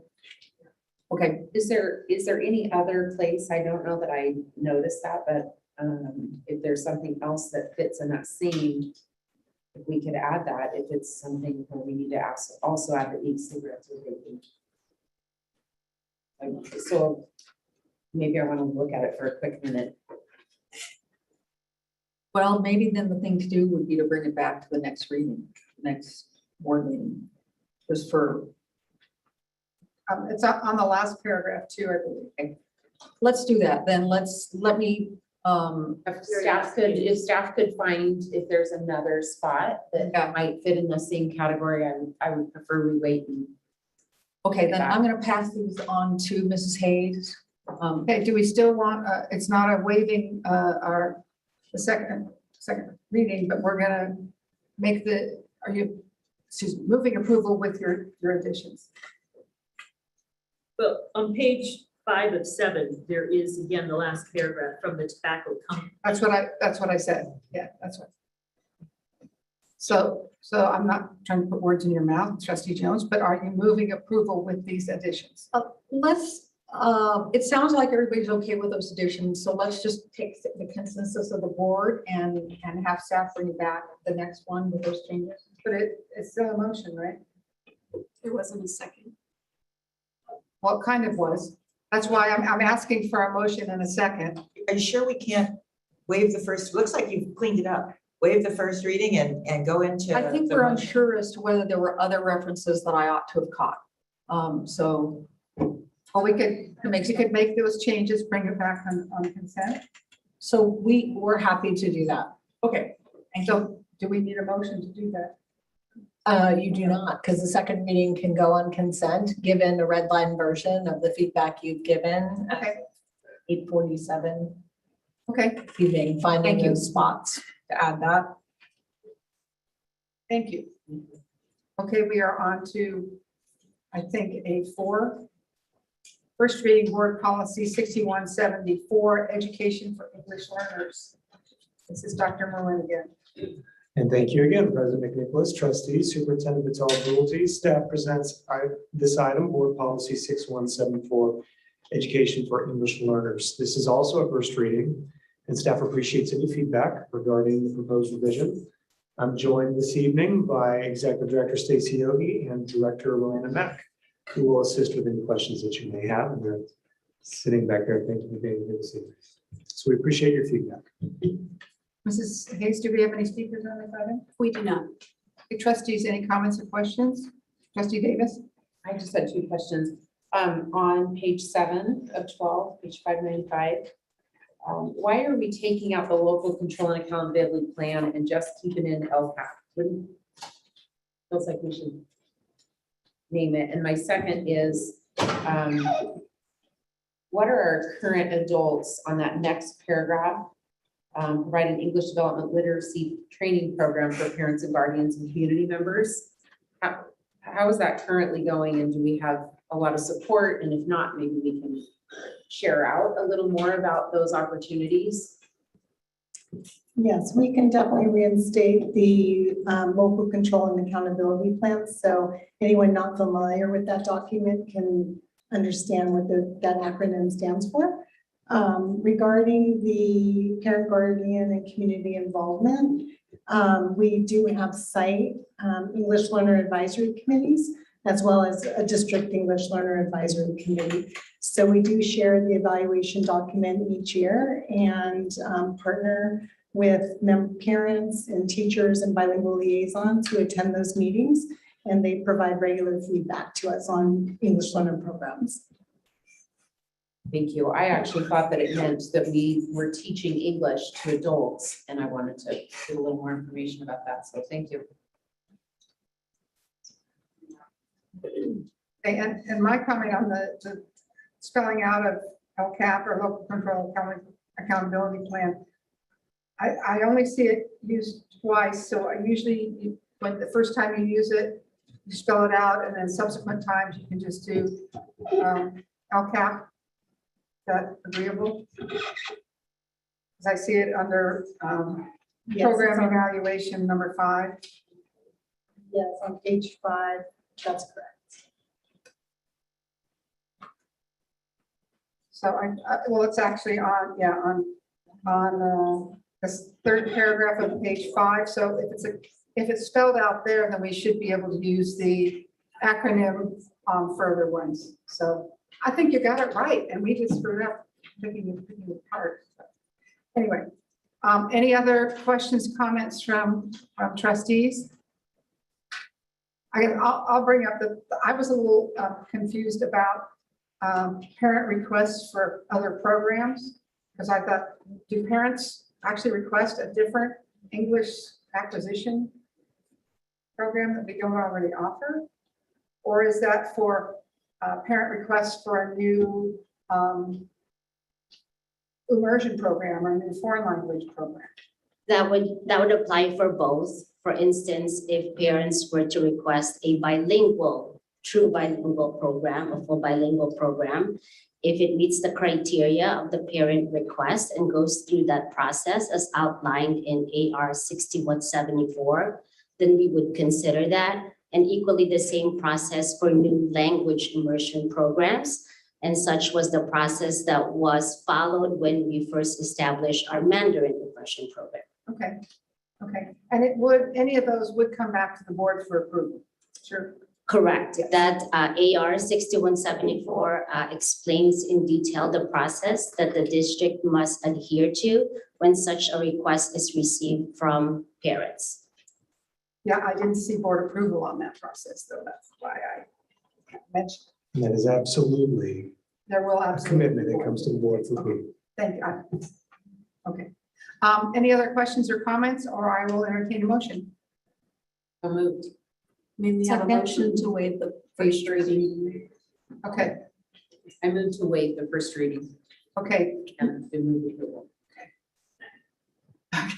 Moved by trustee Davis, seconded by trustee Bolikas. All in favor, say aye. Aye. All opposed, say no. Passes 6-0. Thank you. Thank you.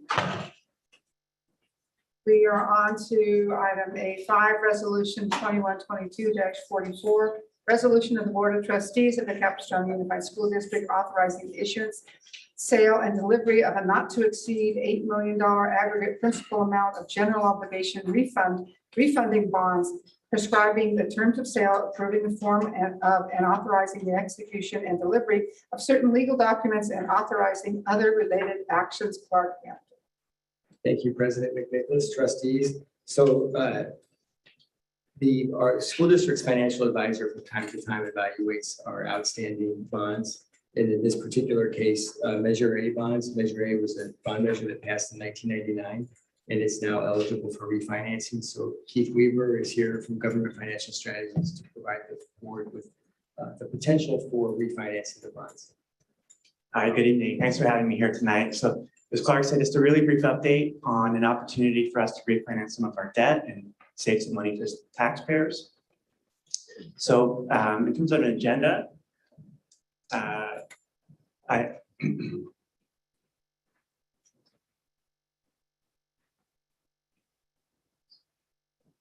there we go. So in terms of an agenda tonight, just really briefly would give a review of Measure A, and then talk about the refinancing opportunity, discuss the process and the results that we went through, and then wrap up with some next steps. So Measure A, as Clark said, was approved within School Facilities Improvement District Number 1. The boundary map is shown here on the slide. It was the school district's boundary, excluding the Melrose districts at the time.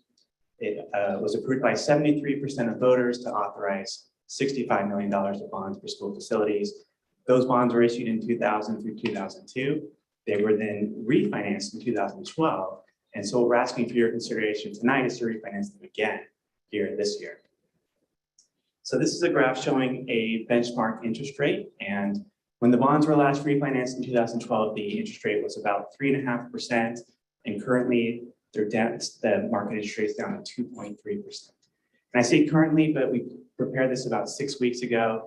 You may have been hearing in the news that interest rates are on the rise along with inflation, gas prices, and everything else. But the good news is that we locked in interest rates back at the beginning of February. So with your approval tonight, we'll get to move forward with the interest rate from back then instead of today's interest rate. So in terms of process, we sent out an RFP to banks in mid-January and asked them to respond. They had about 2 weeks to do so, and the idea was to encourage competition. And we got a lot of competition. We had 9 banks submit proposals to us. Interest rate ranges from about 1.5% to 1.77%. And the top 3 banks were so close that we then did a deeper dive to better understand the proposal. And US Bank gave us an interest rate of 1.54%, which was 0.01% higher than City National, but they also had less interest costs. And so, or I'm sorry, less lender costs. And so when you look at the proposal as a package, US Bank had the most savings. And so our recommendation tonight is to proceed with the proposal from US Bank.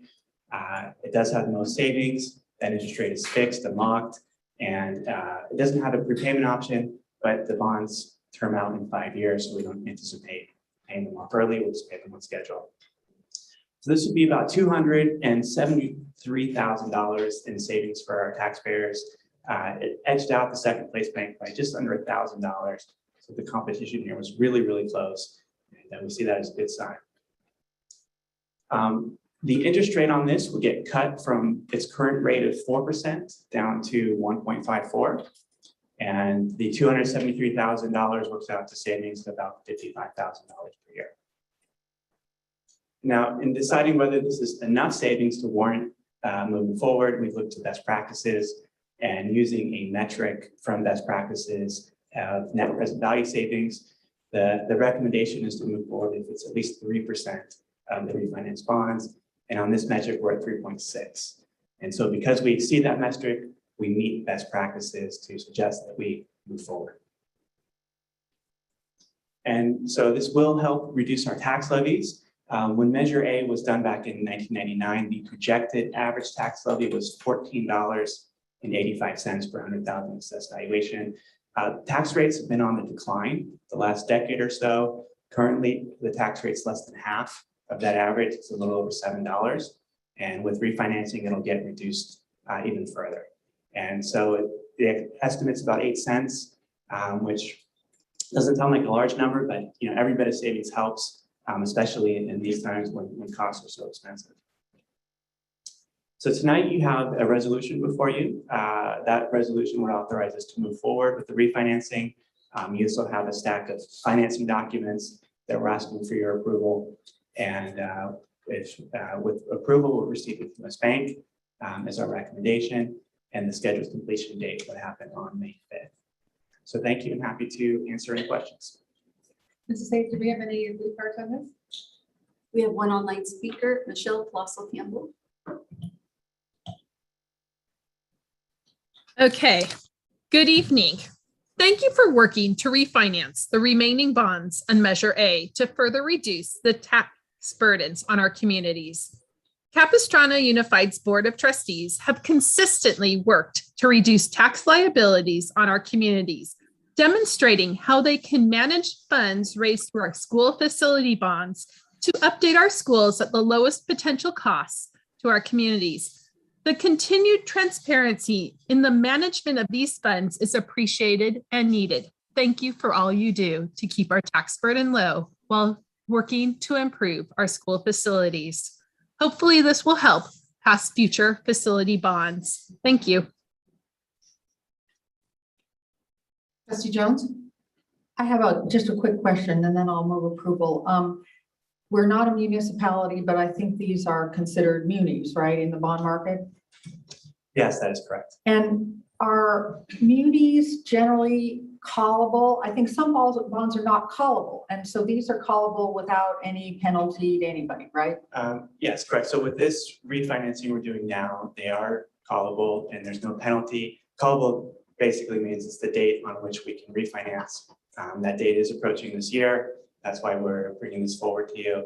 And there's no penalty associated with refinancing them and exercising the call date. Okay. With that, I will move approval for resolution number 2122-44, resolution of the Board of Trustees of the Capistrano Unified School District, authorizing the issuance, sale, and delivery of not to exceed $8 million aggregate principal amount of general obligation refunding bonds, prescribing the terms of sale, approving the form, and authorizing the execution and delivery of certain legal documents, and authorizing other related actions. I'll second, and I have a comment. Okay, motion by Trustee Jones, second by Trustee Hanachek. You have a comment? Yes, I do need to give a shout out to Clark Hampton and his trustee sidekick, Keith Weaver. This has been an undertaking that when I first got on the board, and it seems quaint then, but that was our battleground, was around our CFDs. You have been amazing. your transparency portal that you have all produced, and Philip is back there. She's pat herself on the back as well. This is incredible. I have to admit, it kind of hurts me when we gave the money that could be used for schools, but back to the taxpayers, which we did. That's what we committed to. So hopefully in the future, people will understand what we do here, how schools are financed, and they will understand when we do then go back out for a bond, what we're asking and what we're talking about. So I want to thank you again, all of you. This has been amazing work. I have one comment. So when does this bond get paid off from 1999? Are we waiting till 2026? Correct. Yes, August 1st, 2026. Okay. I campaigned for this bond back in 1999. That's fantastic. Just saying. Okay. Okay, so we have a motion and a second. All in favor, say aye. It's a roll call vote. Oh, I'm sorry, it's a resolution. Student Advisor Claudia. Aye. Trustee Bullockis. Aye. Trustee Castellanos. Aye. Trustee Davis. Aye. Trustee Hanachek. Aye. Trustee Jones. Aye. Trustee McNicholas. Aye, passes 6-0 with a preferential vote of aye by student advisor body. Item, you're following the numbers, A6 or 14E6, resolution 2021-45, Capistrano Unified School District approving grant applications and agreements for California schools, healthy air, plumbing, and efficiency program projects at Capistrano Valley High School, Del Obispo Elementary School, and Kenosha Elementary School. This is Northampton. Thank you, President McNicholas. Pardon me, trustees. could I ask that we get the presentation on this one and the next one together? Because it's really the same thing, just a different set. You just took the words out of my mouth. I was just. Items 6 and 7 are both the same resolution, but for different schools. And this is for what's referred to as the California Schools Healthy Air, Plumbing, and Efficiency Program, or called CalShape. These are both resolutions 6 and 7 are the final step in receiving the funds. All the schools eligible for the funding will be receiving the grant funds. And the focus is on schools that are in economically disadvantaged areas. So both these resolutions are the final step. And I'd like to have a shout out to Steve Madison, our energy manager, who is very proactive in seeking out this kind of funding, and he's been doing a great job. Do we have any speakers on this? We do not. Okay. Trustee Davis? No? Okay. Do we have any comments, questions from trustees? Second. Okay, so Trustee Davis move approval, second by Trustee Jones. No. Trustee Castellanos, these are resolutions, and that we're talking about both of these, right? Okay, so the resolutions, so we do need a roll call vote on these. For both A6 and A7. Right. Student Advisor Claudia. Aye. Trustee Bullockis. Aye. Trustee Castellanos. Aye. Trustee Davis. Aye. Trustee Hanachek. Aye. Trustee Jones. Trustee McNicholas. Aye. We are on to item A7 or eight, excuse me. Resolution 2122-47. Meeting the 2021-2022 second interim fund balances. Northampton. Thank you, President McNicholas. Trustees, as part of AB 1200, school districts are required to report their financial, to provide financial updates throughout the year. This is the second interim report on our financial status. I'd like to introduce Philippa Townsend, the Assistant Superintendent for Fiscal Services, to present this item. Thank you. Thank you. Sure. So this item is a new item that we are presenting because of a new law that will go into effect in 22-23. So it actually isn't in effect yet, but in 22-23, we will be required to adhere to a 10% fund balance for our unrestricted funds, which includes funds such as gifts, site supply, teacher development, things like that. So this item is here to commit funds, which we are allowed to do based on this, under this new law, which restricts them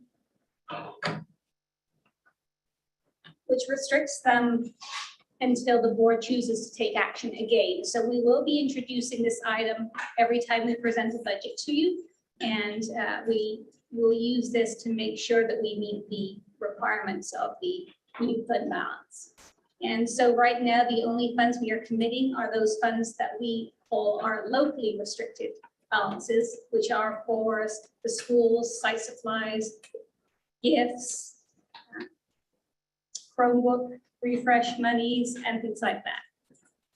At any point, the board can choose to restrict more money for different purposes, such as any new board goals that we have, so that we can continue to meet the 10% balance and yet still keep money for priorities of the board. Thank you, Mrs. Page. Do we have any comment? Speaker comments? We do not. Hey, trustees. Trustee Bolfus? I have just one question on the $8 million amount on the last page. Everything is self-explanatory, except I just wondered the one-time discretionary, which represents about 16% of the total. Do we have a thought as to what that might be? Or is it just setting that particular amount aside for that category? Again, everything else seems self-explanatory, but one-time discretionary, I just wondered if there is a plan of how that's going to be spent. Oh, the one-time discretionary monies are the leftover one-time funds that we've received over the past few years, and those are being used for textbooks. Textbooks, okay, thank you. The line item above it also told us that the ed division discretionary is not, those two are used for textbooks. No, the ed division discretionary is the money that the ed division has reserved for their priorities. So we used to have categorical monies that were ed division discretionary. When those categoricals went away, the same amount of money was put into the ed division account for things like certain staff members at sites that they want to fund.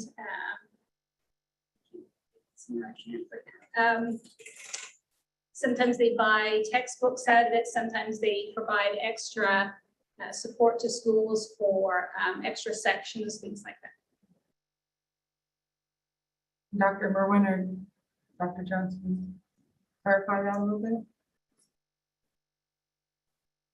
The ed division discretionary account. Yeah, we could share with trustees a more detailed explanation of what comes out of that fund. I'm not sure exactly without looking at which Okay. account we're talking about. Just, okay. But we'd be happy to share more detailed information on that. So when you mentioned extra sections, does that mean that can be used for salaries?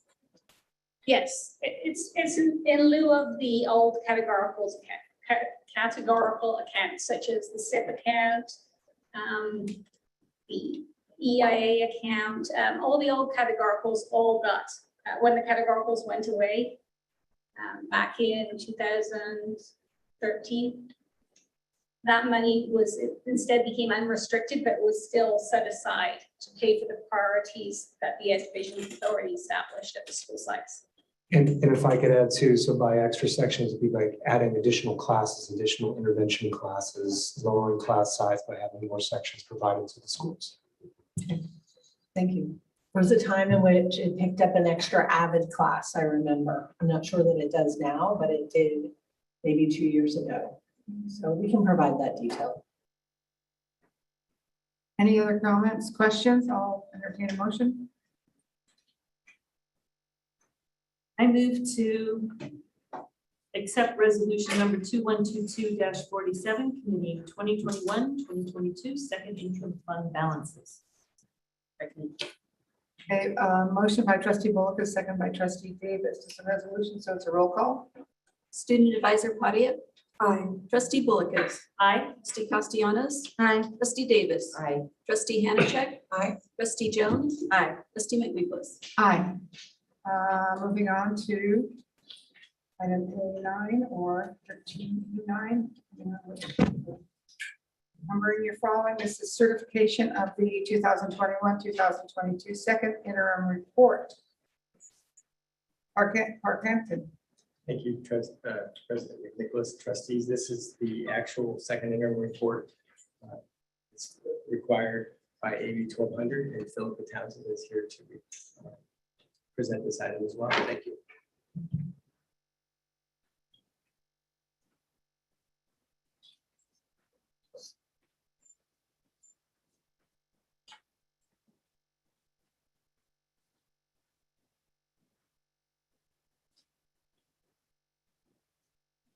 I'm going to start. So this second interim report revises the report that you received in December, the first interim report, and it revises it for any changes that have happened since December. The biggest change that we have seen is the revision for the new salary settlements that were approved in early March. Only the part of the salary settlements that are not contingent on new revenues are included in this budget. The rest of the salary increases will be included once we include the new revenues. As we just discussed, the reserve cap does come into effect next year, and there are some rules of about who is exempt from this rule. So basic aid districts and small school districts are exempt. 10% of the assigned and unassigned ending fund balances is the cap of what you can have in your reserve account. These include our locally restricted balances. Districts can request a waiver from the county office, but the county office is not really enthusiastic about granting those waivers. So that leaves our only option is to commit funds or to spend all the money, which obviously would have to be done in a not so thoughtful way. So it's better to have the funds committed than to try and spend down to 10%.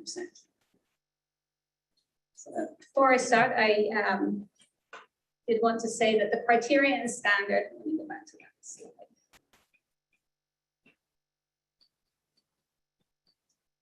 In the second interim report, starting on page 91 of the report, are the criteria and standards which are used to evaluate a school district's fiscal solvency. And both the Orange County Department of Education and the California Department of Education do look at those criteria and standards. Basically, they're questions that we have to answer. We either meet a criteria or we don't. And if we don't, we have to say why we don't meet it. Some of these criteria are imposed by the state when they change their budget. So one of the criteria that we did not meet this year was on page 94, where we had a variance in our budget where our anticipated LCFF amount in 22-23 was a lot greater than we said it would be at first interim. And the reason for that is because the state proposed a much higher COLA than we expected at first interim. So we were out of compliance because the state made us out of compliance. So we just have to explain all of those as to what our reasons are. And this is very similar to what we do when we speak to the Orange County Department of Ed. So once you approve this report, it goes to the Department of Ed. They then look at it and then they call us and they ask us a lot of questions. So this is very similar to that. And if they're satisfied, our report just goes to CDE and everything's fine. If they're not satisfied, then we have to explain in more detail what they're concerned about. So we are required to certify our financial report twice a year. And so this report is a positive certification. So when we do our report, we are required to send the Department of Ed our assumptions that we have made when we're doing the report. So on the left, you'll see the assumptions we made for first interim, and on the right is the assumptions for the second interim. As you can see, the changes are mostly that COLA rates have increased at the second interim, and also we have the salary increase at the second interim. And then finally, at the bottom, you'll see the expenditure timeline for the COVID grants. At the first interim, we were expecting to spend all the money over 2 years. Because we had some savings on what we had proposed to do, we are now able to make those funds last for 3 years. So that allows us to do class size reduction for 1 more year. This is a graph just to show where we're at with enrollment. This ends in 21-22, but if I had another year in there, you would see that we expect to define another 800 students next year. Hopefully we're wrong and it's going to be better, but right now we're expecting 800 fewer students next year.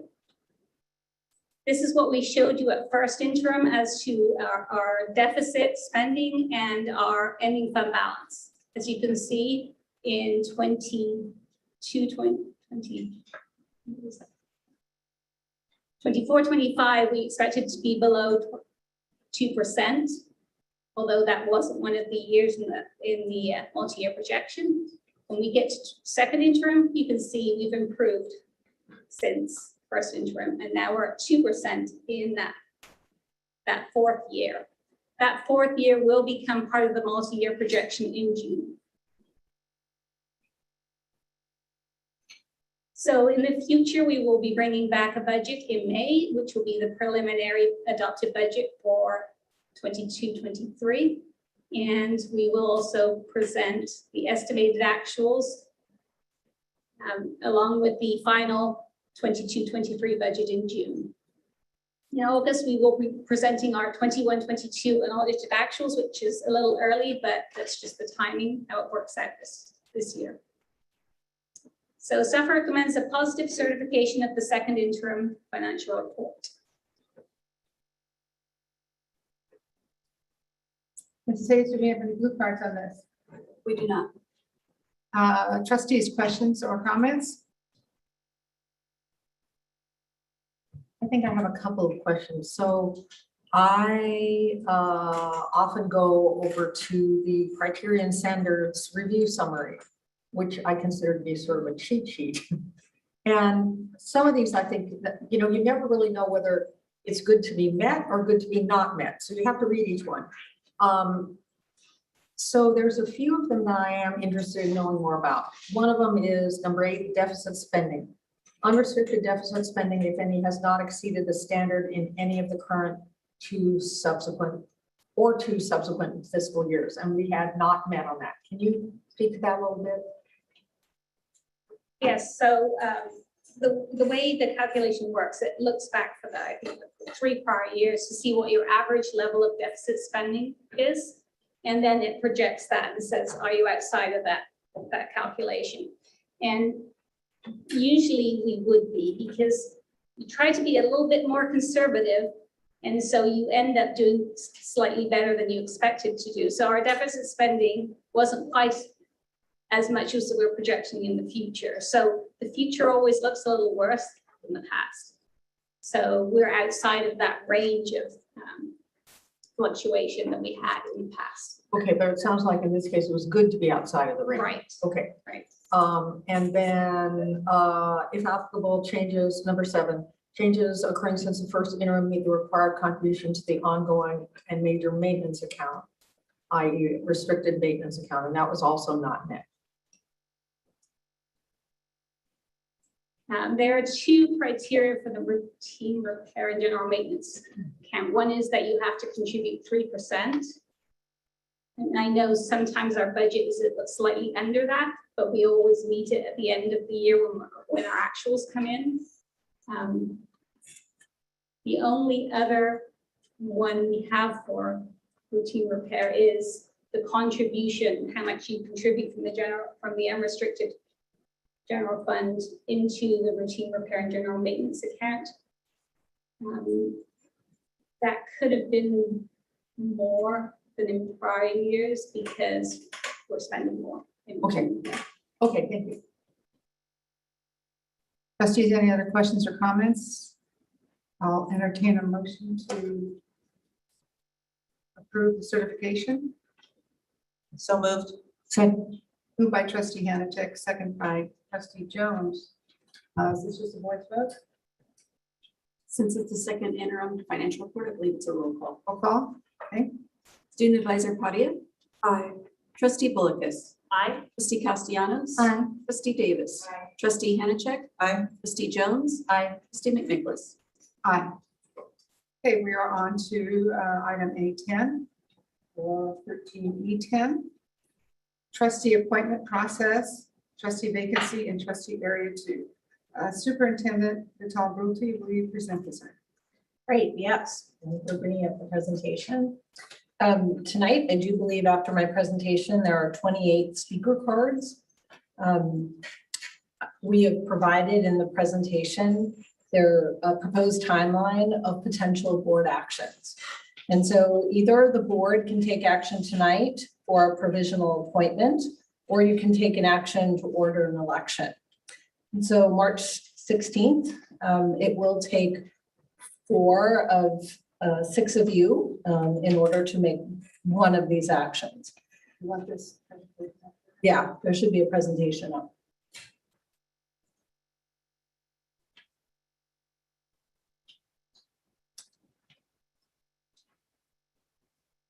I'm going to keep going while they bring the presentation up. Do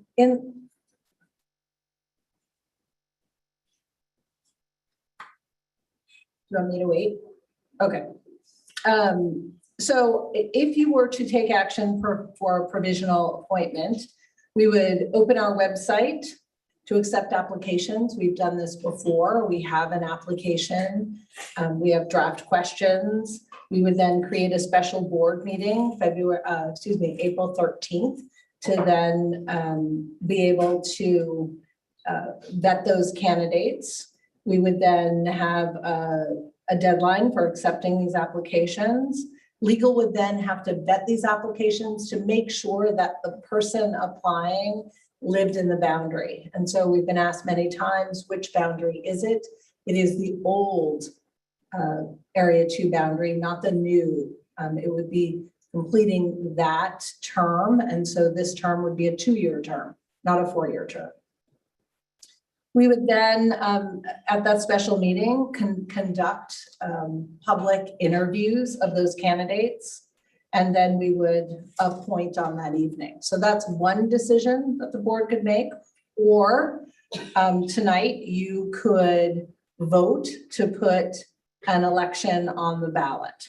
And so we have been advised both by legal counsel and by election code and the OC Register of Voters that that election would take place November 8th, 2022. So if you were to then get to April 13th, and you then still have 2 potential actions, each time we would put both items on the agenda. You could either interview and appoint a trustee, or that night you could order an election. And again, we have mapped out potential timelines for applications and how that will work.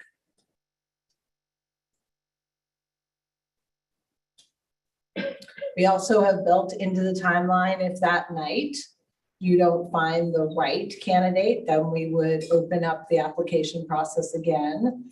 We would take applications, vet the applications, and have yet one more special meeting to be able to make that appointment if that's the way the board would want to go.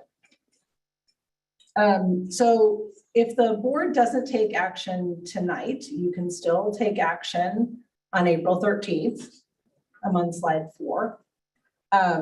Or if you do not take any action, either to appoint or call for an election by May 2nd, then the county superintendent of schools would call for an election to fill the vacancy. And again, that would be the November 8th election. So I'm going to take just a minute to talk a little bit about, on slide 5, the process to interview. This is a process we've used before.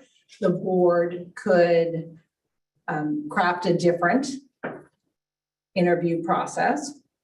But what we've done in the past is we've taken blue cards. We have done a hat draw to determine the order of interviews.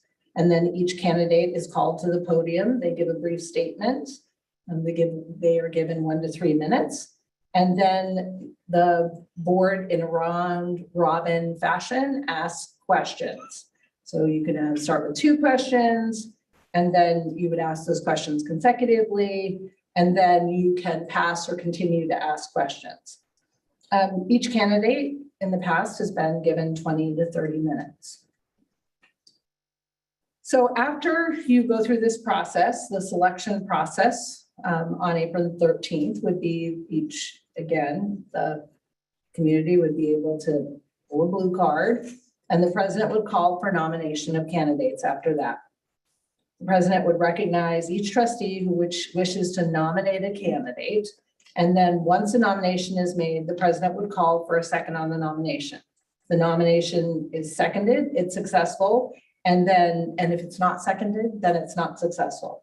And then you would repeat this process until you are able to announce the pool of nominations. And then after that, let's say there are a number of nominations, then as soon as the board president would pick the first person, and then you'd vote on the first person, the second person, until you have a final appointment with at least 4 votes.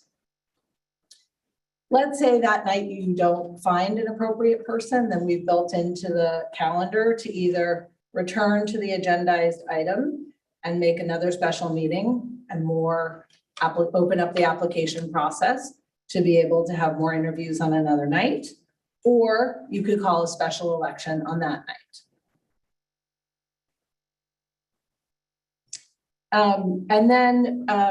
I think the other issue is when you're talking about a 6-member board, if you are deadlocked, then you can either call for a special meeting.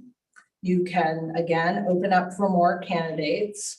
You can then call another special meeting, or you can vote for a special election. So we've included our board policy. I've been asked, what if we wanted to just have a special meeting, waive our policy, not have an interview process, and appoint someone? That is the board's purview, to waive your policy and appoint someone without having that interview process. So the purpose of this particular item is just to share with the board information about here are your options, and then the subsequent items, there is not a presentation.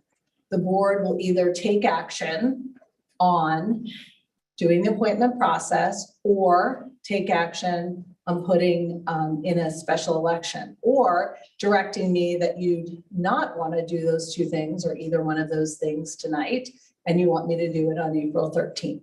You just have to keep in mind by May 2nd, you need to either call for an election or an appointment. And we do have Janet Mueller on our Zoom call tonight. If there are specific questions that the board has about the process, vetting candidates, or anything else. It is my recommendation for this board to call an election. I do think it's important that at this point, with our focus for the next 3 months, as I said in my opening comments, is to really focus on teaching and learning, to really focus on the well-being of students, and to do that work and really close out the year well. And I think an election process would be the best way to do that. But again, it's the board's decision, and I leave that up to you. Hey, trustees, we do normally do the presentation, and then we hear all speakers and then our comments. Just reminding me of that. Mrs. Hayes, how many speakers do we have? We have 21 in-house speakers, and we have 7 speakers online. Trustees, what is your pleasure? Do you want to hear everybody at 3 minutes, everybody at 2 minutes, everybody at 1 minute? I'll entertain suggestions or a motion. I'm going to suggest 1 minute for a maximum of, how many speakers do we have? 28. 28, for a maximum of 30 minutes. Okay, is that agreeable to the rest of the board? 1 minute. So we can hear all speakers. I would like at least 2 minutes. Okay, I'm gonna poll the board, 1 minute or 2 minutes. Trustee Castellanos? Trustee Jones? Well, I would go with 1.5 minutes, but still limit it 30 minutes. I mean, if I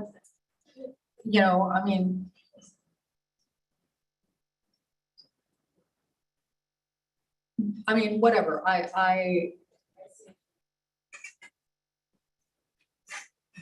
okay, 2 minutes, but a maximum of 30 minutes, right?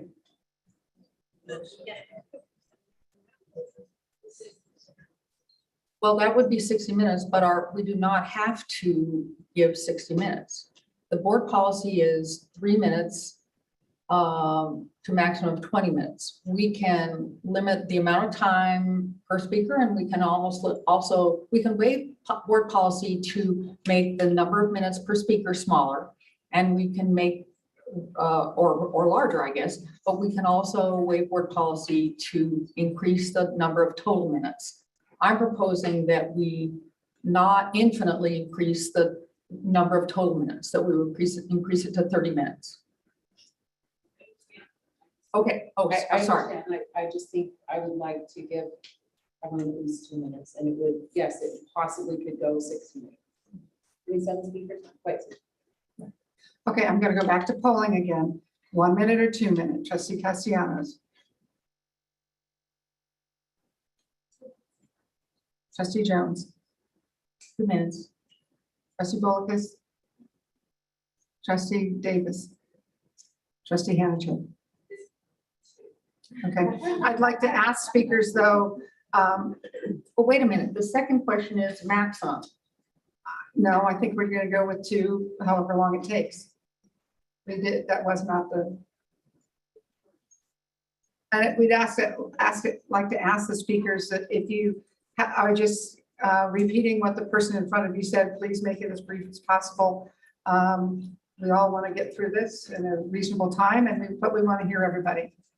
And please know that excessive clapping or hooting or booing or whatever will not be tolerated. So please just let us know your input and we will go from there. Do we have any students that we recognize? Mrs. Hayes. I have no students marked on the cards or registered online. If you are a student, please raise your hand. And we'll start with the online speakers and then move to the in-person speakers. Okay, Katie Crockett. Hello, trustees. After interviewing the information presented by Superintendent Vital Brulte and the exhibits for this item, I request that you do not appoint anyone to fill the vacancy left by former trustee Pamela Bronstein. Given the voters' strong endorsement of Ms. Bronstein in the 2020 election, I think you should wait to allow the voters to choose her replacement. I do not want the very people, you, who did not want to follow this board's legal counsel's advice or who still refuse to condemn the bullying and inappropriate behavior toward former trustee Bronstein, which precipitated her resignation, to appoint her successor, even temporarily. Thank you. Our next speaker is Shelley Blair.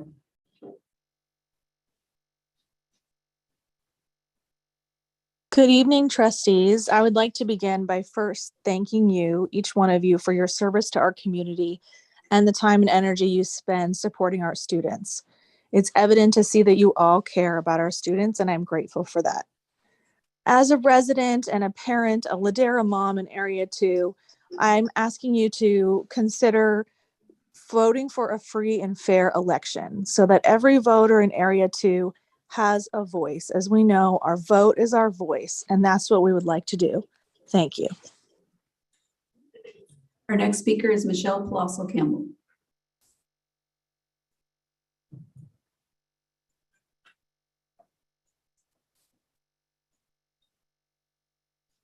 Michelle, go ahead. I clicked on mute. I'm sorry. Go ahead. Good evening. I encourage the board to vote to hold a special election November 2022 so the constituents in Area 2 are the ones to directly select a replacement for trustee Pamela Bronstein. I know the trustees on this board represent all children in the district, so the needs of Area 2 will be met through the 6 sitting trustees. It is important that this replacement be held in the most transparent and democratic of ways. An election is best. Transparency is an issue this district has battled, and I hope that transparency is what the district board will decide to follow and make sure their decision is fair and just. Thank you.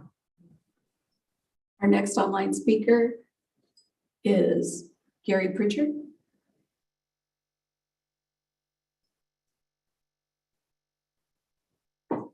Gary, go ahead. As a former member of the Board of Trustees, I would urge you tonight to support a special election for Area 2 so that the voters decide who best represents their interest. It seems to me that the trustees and superintendent would agree that a special election fits this particular vacancy when considering the reasons the former trustee resigned.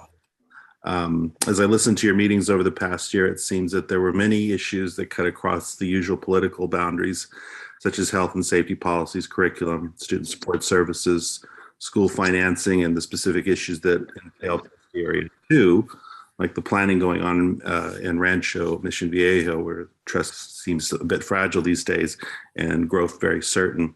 Both the manner and brevity of the trustees, both the manner and brevity of the former trustee would now call on Area 2 for their input in an open and fair election process to decide who speaks for them. Thank you for your consideration.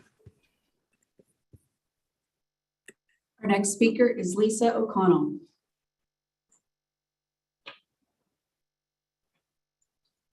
I don't have Lisa online with us. We'll move on to Priscilla Wong. Hello, good evening, Superintendent and trustees. I want to voice my opposition to the provisional appointment of any individual, particularly those who hold extreme views and oppose our district's efforts to implement our board-adopted cultural proficiency plan. As parents and voters, there must be transparency in the process and a clear pathway to elect our public representatives.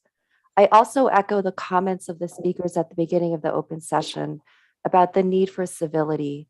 Our board meetings have been a place of chaos and disruption, and an appointment will only fuel that chaos. Ms. Pamela Bronstein resigned from the board in part due to the, quote, never-ending organized harassment by a certain vocal minority. No one should be subject to such harassment and abuse. We teach our children both at school and at home that bullying is not okay and threats of violence are unacceptable. Yet this board in our community continues to be subjected to the aggressive voices and belligerent acts of a small group of adults who support a certain trustee. Despite repeated reminders, they refuse to model or engage in civil disagreement. What kind of message does this send to our children? There is no place for verbal threats and the intentional spread of lies and misinformation in a public forum. It's no wonder teachers, administrators, and trustees are leaving at record numbers. We must do better. Civility means we speak and act with respect, and civility starts with holding a fair and transparent election. Thank you. We will now move to our online speakers. I'm going to call 5 names and ask that you line up. I'm sorry, did I miss it?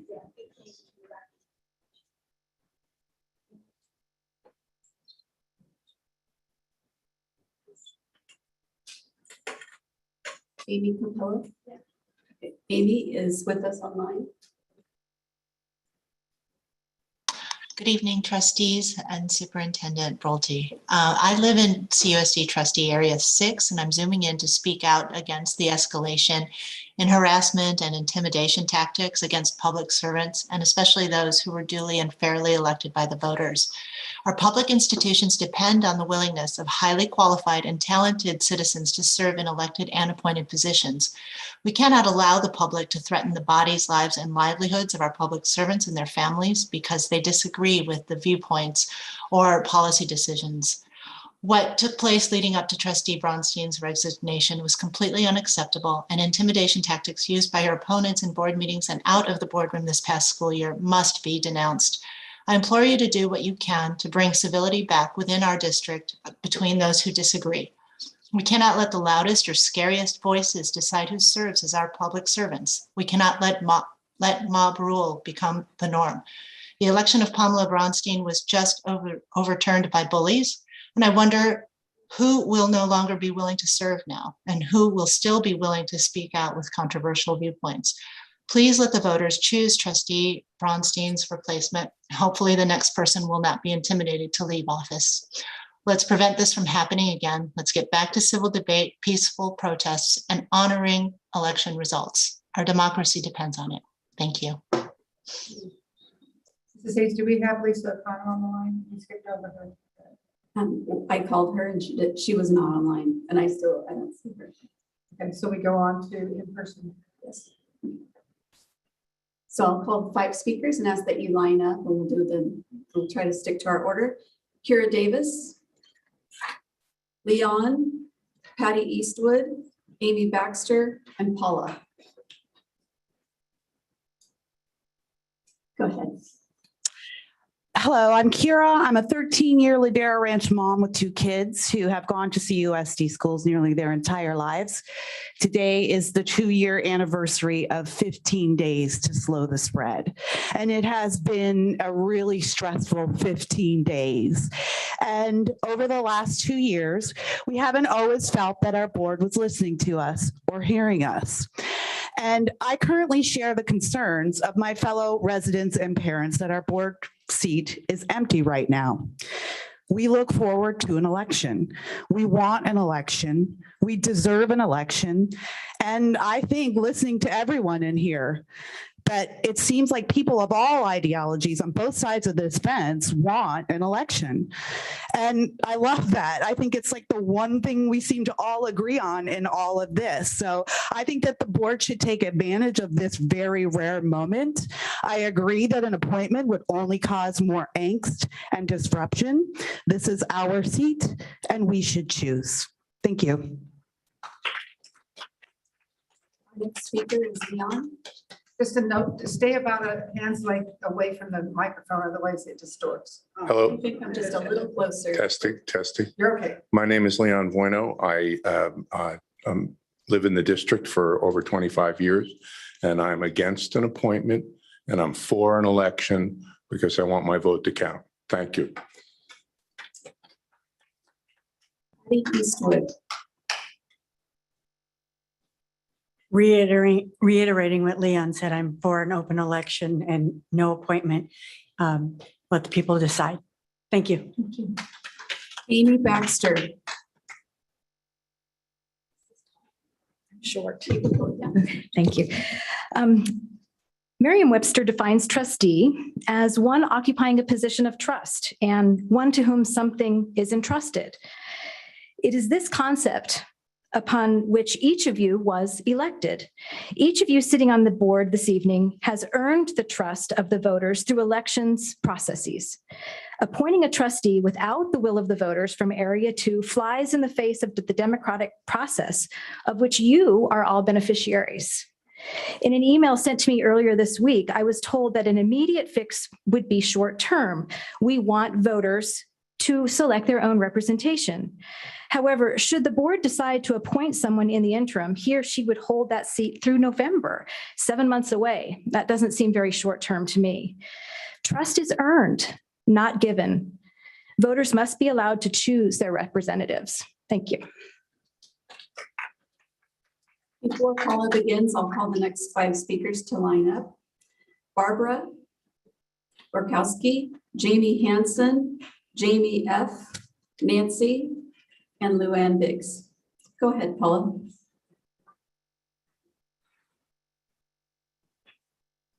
Good evening. I'm a parent. I live in this district. The board must take a stand for civility and decorum. The job of all board members is to ensure a quality public education, preparing students for higher education or another career path. Voters should decide who fills the seat on the board.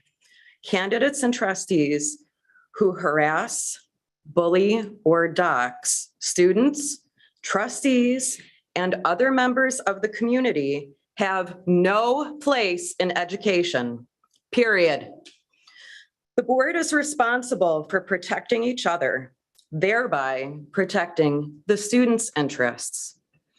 I urge the board to leave Area 2 seat vacant until a November election and work together to provide quality public education for all students.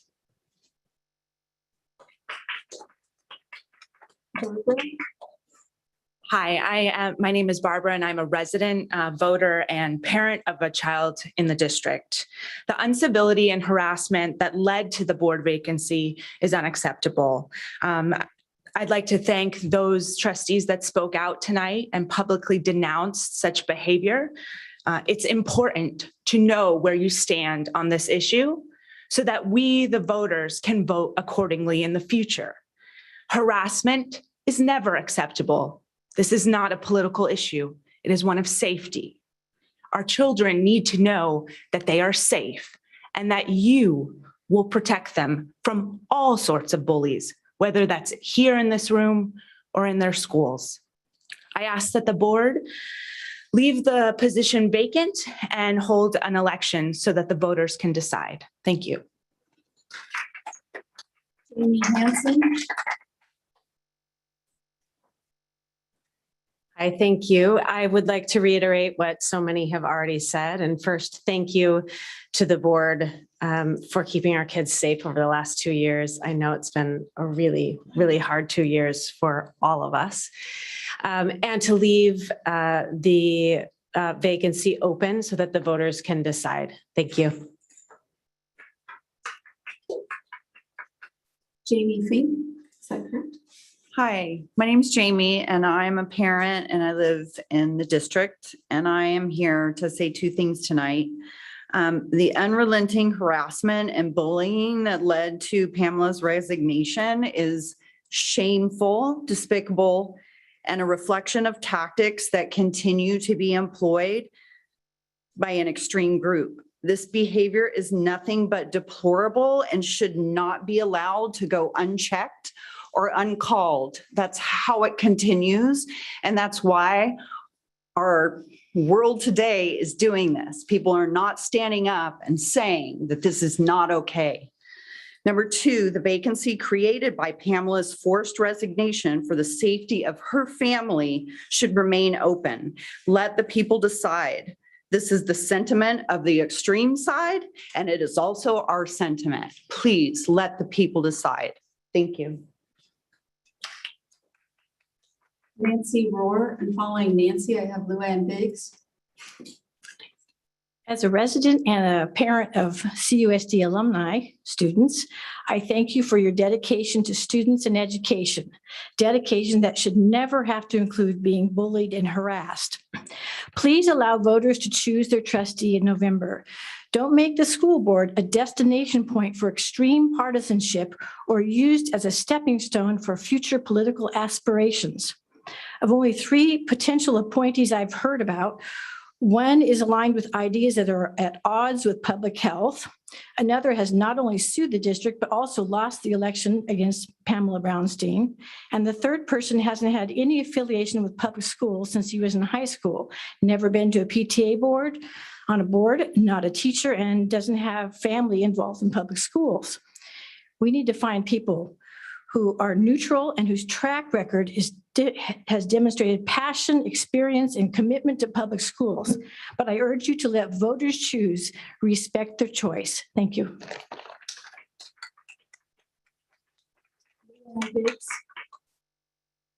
I'll call the next 5 names. Judy, I believe it's Campbell, Judy, Eva Harrison, Heather, and Amber Smith, and Karina Donahue. Judy? Judy's not with us. We'll move on. Eva Harrison.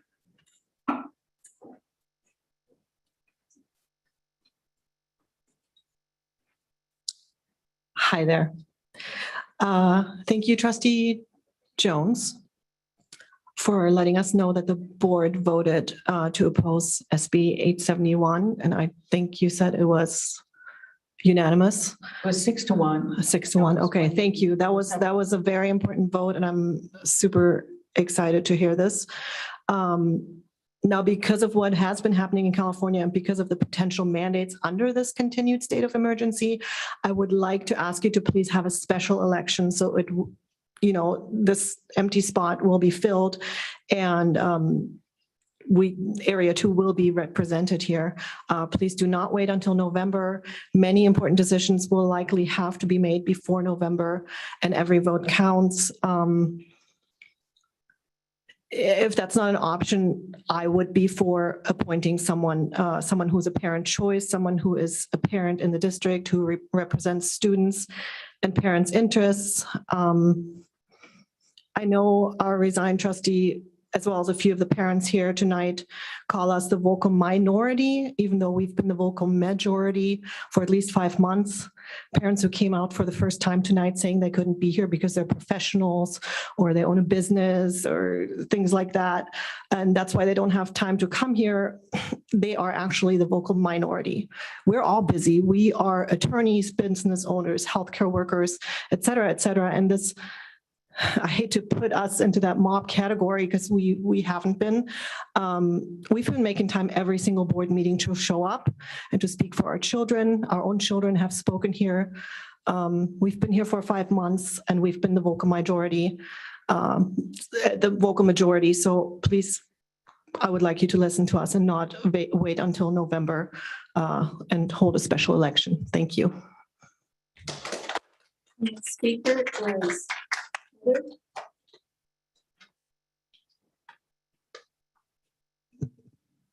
I feel like I should say my last name because I know you get scared.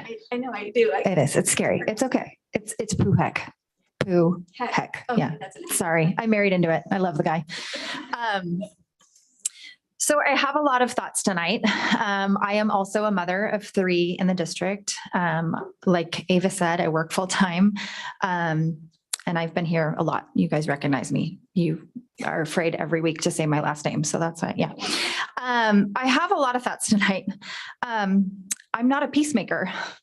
I'm not. That doesn't mean that I would ever threaten someone. I would never advocate that behavior. I personally am very loving and I'm very kind. I just happen to really hate having an elephant in the room. I would much rather have a difficult and heated conversation that leads to change than have peace. My husband is a peacemaker.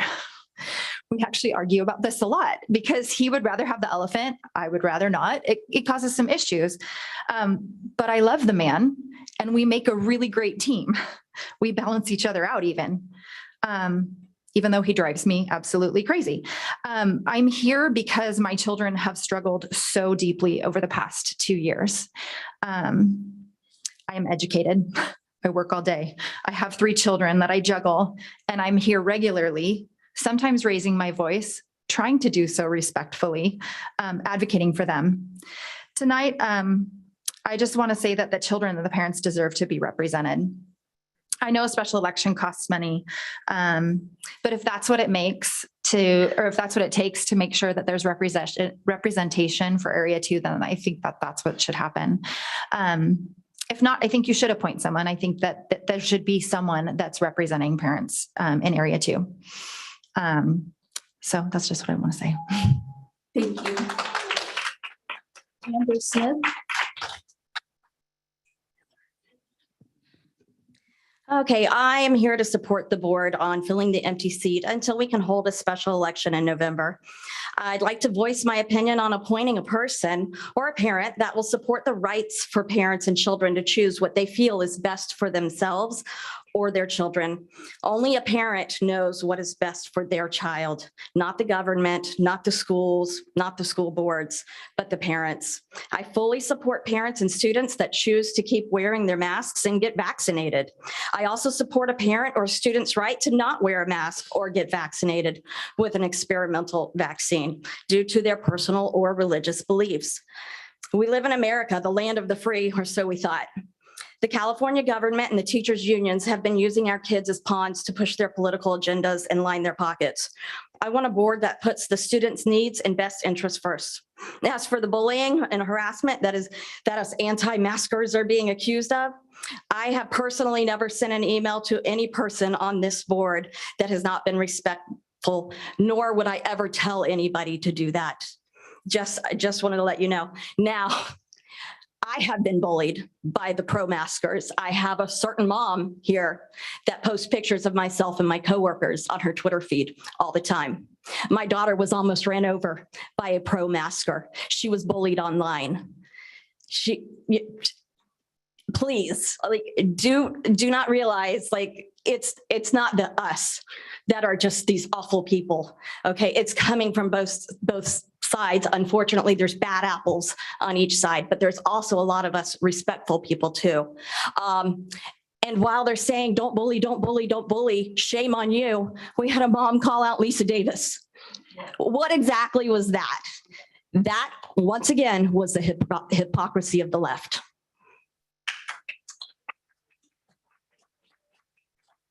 Before Karina speaks, I'm going to call the next 4 speakers. Jane Lee, Gina Young, Kirsten Fresca, and Julie Little. Hi, I'm Karina Donahue. I'm here to just say that we, the parents, need to be represented at this board by a person that is pro-parent. I agree that the school board should hold a special election so it's fair, transparent, and we pick somebody that is the majority that can speak for our kids and for our parents. I wish I could say everything that Amber said because she put it in words, what I've been feeling. I sent emails to every single one of you in a very respectful way. I voiced my disbelief in some votes that you took.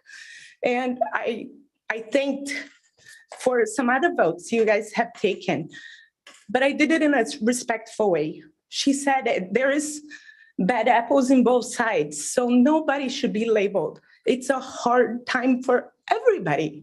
It's something new. We don't know how to navigate. Never thought I would be talking at a school board meeting. I hate talking in public, but here I am.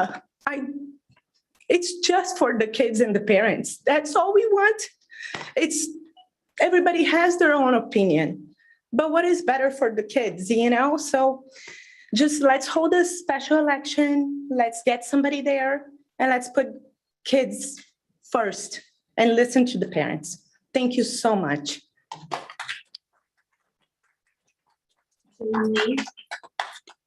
Good evening, trustees. I just wanted to, I'm always, every time I come here, I'm always talking about the American flag and the Constitution and this whole division, this anger. Of course, parents are going to be angry because Americans are angry. If any government, any person tries to violate our inalienable constitutional rights, and especially of our children, of course, we're going to voice our opinion. There is no animosity towards, any particular person. It's a matter of our freedom. And that's, and if anyone comes to take that freedom away, there's going to be anger because like my brother, the veterans and the fallen soldiers, I always say the same thing.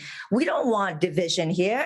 We want unity. We want to have trust and respect for our trustees. We don't know what happens behind closed doors, but if our children's best interests are being served, we're more than happy to give our 100% support. We're the first ones at schools to go to all the fundraisers and recycle this or be involved with our children and our teachers. But what we've been seeing in the last few years or in the last couple months has been very disturbing. We're talking about bullying. I'm sorry what you went through, Trustee Jones. That's not something that we represent. And thank you, Trustee Davis, for coming out here. And the last time that we were here, of course, we were angry because we saw our children crying. They felt misrepresented. They lost trust in the education system because here they are, these young freedom fighters, and they're thinking they're doing the patriotic duty, and they were so disappointed. And the only trustee that I saw who came out to see how, the parents were doing, the parents were upset, they were crying, the children were crying. It was really disheartening. Thank you, Jane. Our next speaker is Gina Young. Gina, go ahead and come forward. A U.S. federal judge in Texas has denied attempts by the U.S. Food and Drug Administration to conceal data on Pfizer's COVID-19 vaccine. The judicial rule overturned the regulatory agency's plan to withhold data for up to 55 years, meaning 2076, they were gonna disclose all the Pfizer data, and most of us will be dead by then. So what are they hiding? Is it just what we believe in is just a pseudoscience, or we are really a truther and we try to tell the truth? Pfizer is funding Facebook's fact-checking partners. Do your research and connect all the dots and draw your own conclusions. I believe that most of us here who supports I would say face diaper mandate and vaccine mandate, we are here not because of just a mask and vaccine. We are here because we love our country, our God, our Constitution, and our children. This is really a spiritual warfare. I hear the few people express their frustration in negative ways, but these couple of people, they don't represent all of us. We are here really for the truth because we love our country.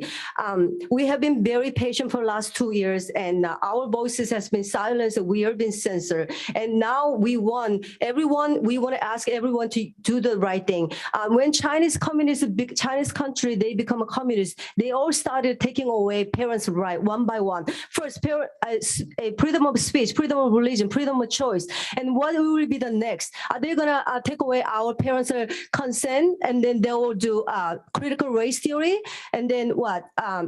Gender change, hormone treatment. What will be the next? People wake up. We are going through this great awakening, and we are awakening. We are waking up. If you still believe in those fake media and brainwashed by this media, I want you to wake up now and protect our children and do the right thing. Thank you. Our next speaker is Kristen Fresca.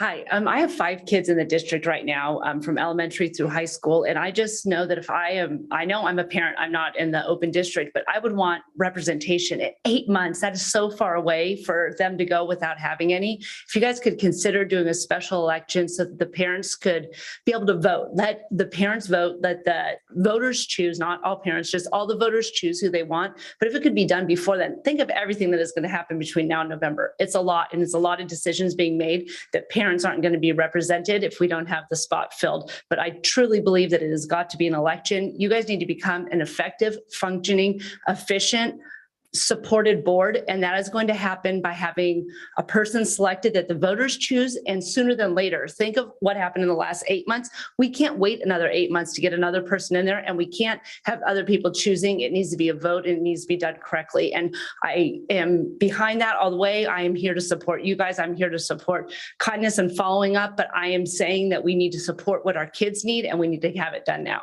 Thank you. The next speaker is Julie Little. And Julie, before you start, following Julie, we have Jean and then Jim Reardon. Go ahead. Hi. First of all, I want to address and say, unfortunately, there are bad apples in every camp, and harassment and bullying has absolutely zero place here in this district. And unfortunately, those bad apples stick out really badly, and they're the loudest, and it's just unacceptable. So I want to call for a special election. Please do not leave this seat empty until November. Just like the previous woman said, the students in Area 2 must be represented. 8 months is way too long. So it will cost money. We got a lot of COVID money, so that's great. And they need to be represented prior to an election in November.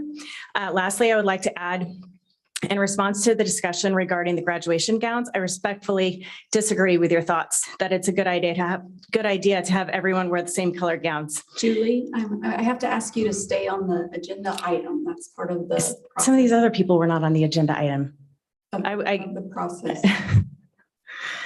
All right, it's a bad idea, and this isn't Little League, they're adults. I'm sorry. Thank you, Julie. Jim? Hi, board. I appreciate your service. I have two grandchildren. Our children came up through the Capo district at Bernice Air in San Clemente High School. Two grandchildren that are coming, so I'm very concerned, about what the representation is on the board. Like the others, I do support a special election to have this seat filled. I do want to say that 2 weeks ago, there were many mothers here who poured out their hearts about their children, the abuses they have gone through, being masked and segregated. It was very heart-wrenching. And to the parents that were here, we felt like our voices weren't heard. I think that was the sentiment I felt. I am encouraged that you came with a resolution to send up to be against the Senate Bill 871, because all of this has been just crazy. I think the masks optional would have been a great solution for a long time. Also, vaccine. I'm sorry, I'm being asked that you stay on the topic of the appointment process. Can I talk about the gowns? No? I'm Okay. sorry, that agenda, that's for oral communication at April 20th. We could do that. Yeah, okay. All right. I also asked that you consider somebody, that we consider somebody that takes the parents' concerns. I was listening earlier to these novels that were being presented. Some of them have some very controversial topics that I wouldn't want my children to be involved with. Do parents get to decide? Do they have a voice in these novels? That's what I would ask. So I'm promoting a member that would take care of it. Next speaker is Jim Reardon. Yes, and I'm the last, I take it. Is that right? I'd first like to start out with a question for everyone, which is, what is the date of a special election if an election is called tonight? Is anybody willing to answer that question? We can't respond to the speaker. Okay, well, I think that it basically falls in November. So there's not really a choice, in my view, between having a special election and letting this go. But I do want to make a few comments. In 8 years of service on this board, I've never seen this atmosphere. And I'm very surprised, being a year away, at how it's deteriorated. It's disappointing. And I know it doesn't represent the opinions of people in Area 2 in large part. Area 2 is a very fine place and filled with wonderful people. And whatever's going on here, I'm deeply disappointed with the situation. I want to point out a couple of interesting facts. Pamela Brownstein was the highest vote getter in the history of this school district. She received more votes than anybody that's sitting on this board. And the second highest vote getter in the school district was me. I also received more votes than anybody that's sitting on this board. And that's because of the nature of Area 2. It's the nature of involvement. It's engaged voters who come out and express their opinions. In 2016, I was elected with 80% of the votes in that district. And so I'm here to present you with a choice, which is to make an appointment, and I'm putting myself out there for that appointment, to serve the 7 months and then hold a clean election in November. And that person that runs in Area 2 is unlikely to be me because I now live in Area 6. As a result of redistricting, the situation has changed. So while I might be able to run against Trustee Jones, I won't be standing for Area 2 in November. Thank you. President McNicholas, as a courtesy, I would just like to call one more time Judy Campbell is not with us, and Luann Biggs, not, for the record, not with us. So one of the things I want to clarify is why November 8th. And so I know we have Janet Mueller on the Zoom call. So Janet, you can please come up on the Zoom, because I do think there's confusion about this. We are calling the next possible election, which is November 8th. So if you can clarify that for our audience and for our folks at home, we can't call an election for any sooner than that. Is that correct? That's correct. Can you all see and hear me now? Yes, thank you. Okay, all right, thank you. Yes, the law is very clear when we have a vacancy that has occurred at this particular point in someone's term. The only option for the election is November. There isn't an option to do a standalone or sooner election. And also by law, based on when this vacancy occurred, an appointment, whether it's made at the next meeting or through an appointment process, only goes until the November 2022 election. And then we'd have to have that election for somebody to serve out the balance of the trustee area 2 term. So I just wanted to make sure that that was responded to, because I do think there was some confusion about that. Okay, so in response to similar questions about the cost of a special election, we're going to have to do that anyway. Yes. November. Yep. No matter what. And it actually is less expensive in November than it would be if we were the only thing on a special election ballot. Thank you. Trustees, comments or questions?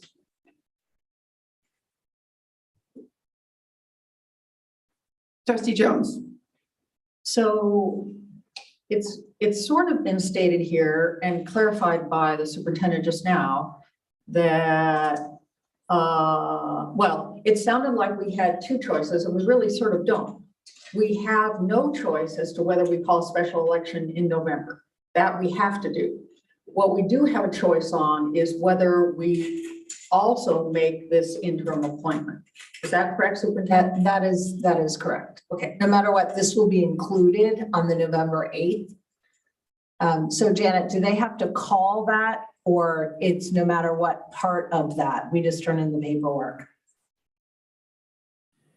Oh, I think you just turn in the paperwork. We can clarify the exact process, but really the question on the table is whether to leave the seat vacant for the next period of time until the November election.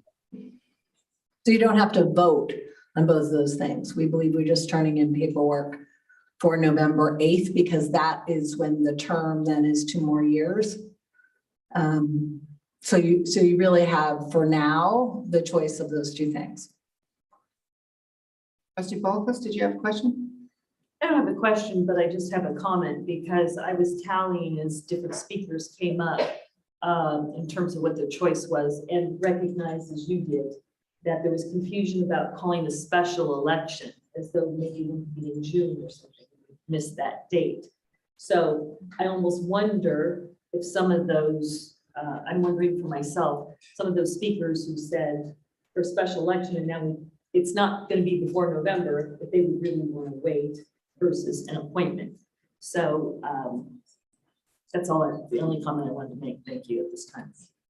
Trustee Davis? It has been, I know we have 2 board members. Krista Castellanos was appointed at about the same time as I believe February or March of. No, it was September. September. So even though an election would have been in November. So that has been our practice, and I believe Jude Bolkus was also appointed. I don't know the time frame. June. So I think that we have common practice that is how we have done it, and to let voices be heard from a particular area. So I think that that's something we consider as well. I can comment to my appointment. So I was appointed and Trustee Bolkus was as well, just like Trustee Davis stated. But I think something happened in the world, right? We all had a life-altering event. And when we have life-altering events, then things change, right? You've all had them, and we've all lived through a pandemic or are living through a pandemic. And so how I got to the board, I think has now changed. I think that you've heard from people and they are requesting that the seat remains vacant and we can go into an election in November. And I think it's important to allow their voices to be heard. Maybe an appointment would have been something that we could have considered prior or not having gone through this life-altering event. But since this has occurred, I think the needs of the community or what would happen in the boardroom has now changed, and we may not be able to use that process. Maybe we can go back to it at some point, but I think at this point, for this particular seat, I think it's important that we go to an election. I don't think that the majority of people that spoke tonight would agree that the spot should remain vacant. I think that it was about half and half as I took notes, and maybe staff has better notes than I. But I Make sure to think that include emails though, because there's a lot of emails that are coming in. for both also as well, correct? I heard that everybody said let the voters choose. I agree. Come November, I do think, obviously, we do let the voters choose. I wish we could have an election in 2 weeks and let the voters choose, or in a month. I agree. I wish that were the case, but we're not in that situation. Right. But I do think it's important that a voice is being represented from area 2. Trustee Hanchek? Yes, I mean, our past practice has been the appointment process for a trustee vacancy, and that was the normal practice, if you will. But a trustee departure due to personal safety concerns and harassment and emotionally charged board meetings, that might be the new normal. And I kind of feel that right now, to reiterate Trustee Castellanos, for now, that's kind of, it seems so quaint. I look back at it. That process is probably not the best for the school district to have that kind of engagement here and really carving out. It was a way to circumvent a voters election. That's what we did. And I think right now, with more people engaged, looking at school districts, looking at how we operate, and there's been a lot of rhetoric out in the world that already we're being accused of not being fair. So really the fairest thing to do is to take it to the voters of that area. And so I would not support an appointment at this juncture and in this current climate. Maybe in the future, we could go back to that. But right now, it belongs with the voters of that area. And I think that's the way to go. And I also support the superintendent's recommendation on that. Okay, procedurally, do we need to have a motion to go either to item 11 or 12, or do we? Nope, you go to each item. And we have speakers on both 11 and 12. Okay. There is not a presentation on either of those items. It's a resolution. And then you would take action only on one of those two items. Could we not take that action now? Could we say make a motion and say we want to call for an election, at which point item 11 would be tabled? So you would take action, you could take action to table item 11. So you make a motion to table it, be a second, you'd vote, and then that item would be tabled indefinitely. And then you would go to the next item and make a motion to call an election. Or if we want to, or we just go to the next item, hear the speakers and then vote? Do we have speakers on 11 and 12? Yes. I'll entertain a motion for any of those options. So I'm going to move that we table 11. And I want to just really quickly mention that, yes, there's all of this business about letting the voters choose. But if someone gets a provisional appointment, then they become the appointed incumbent. So, and generally the appointed incumbent is reelected. So it may seem as though the voters are being given a choice, but you know, the dice get a little bit stacked. So anyway, I'm going to move that we table 11. Before we get a second, we need to be on item 11. Oh, are we then not? move and second it. We're still, You said we could, from here, we could. we need to enter that item and then you table the item and then because you need a second and you need to vote, right? All right. On tabling that I item. thought we could do that from here. It's in the next item. Okay, You would not take speakers on an item that no longer exists. Right. You sure? Yeah. We have Ms. Mueller. Bennett. Right. At that point, it seems if the board votes to not consider the item, we would not hear from speakers on that item. So can we do that from here, or do we have to go on to that item before we do that? Well, I would recommend you just move from item 10 to item 11 and open that item, and then you can entertain the motion per your normal protocols. Thank you. Thank you. Okay, unless we have any other comments on item 10, we will move to item 11. Trustee Jones? Okay, move to table. And we need a second? Second. A move by Trustee Jones, second by Trustee Castellanos to table item 11. This is a resolution, or no, this is not a resolution. It's a voice vote because it's just to table the item. Okay, voice vote. All in favor say aye. Aye. Aye. All opposed say no.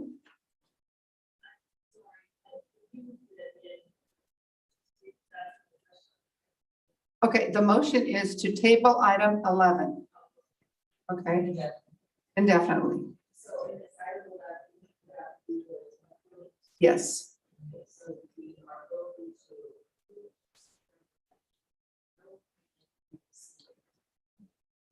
No, we're voting to table the appointment.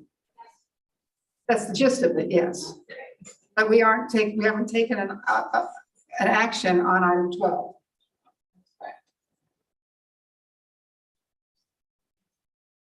Okay.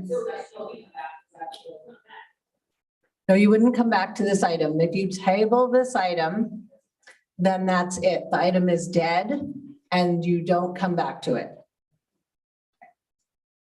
Do we understand the motion? Okay, all in favor say aye. Aye. All opposed say no. No. A motion passes 5-1 with a preferential vote of aye from Student Advisor Padia. Okay, do we move on to item 12 or do we? Yes. Okay, move on to item 12. There's not a presentation. There are speaker cards though. Okay. I have 3 online speakers and 1 in-person speaker. The first speaker is Katie Crockett. Hello, trustees. I do not support the tabling of item 11. I really think you don't know what you're doing there. But anyway, Katie, we're on item 12. Yeah, I realize that. I'm speaking to you regarding item 12. I urge you to respect voters' rights to vote yes on the resolution 21-22-53. The voters of Area 2 did not elect any of you. The voters of Area 2 deserve legitimate representation, not someone chosen by other trustees that we didn't vote for. Please call for the election on November 8th, and in the meantime, figure out how to work together and speak out strongly against harassment of all board members. The cost of the election is much less than what former trustee Jim Reardon took from the district when he sued us. It would be money well spent to ensure that the parents and students of Trustee Area 2 are well represented. Thank you. The next speaker that we have registered is Lisa O'Connell. And she still has not joined the meeting, so we'll move on to Angelica Sandoval Martinez.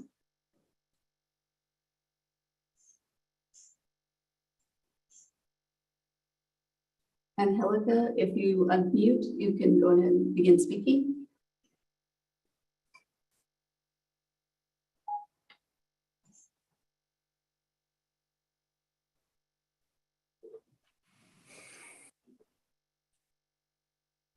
We will move on to the next speaker and we'll come back to Angelica. She is showing up online, but unable to hear us. So we'll come back to you, Angelica. Lori McClaskey.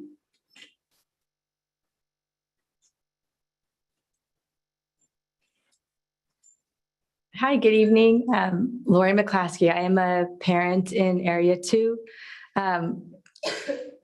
Honestly, I'm not sure about this process either, to ask for someone to be interim appointed. I think that it should be an election and I think it should be expedited. That's what I think. I think you should just go back to with your legal counsel and see if there's any way to expedite an election. I know it's expensive, but it's important, and that way it would be a fair process.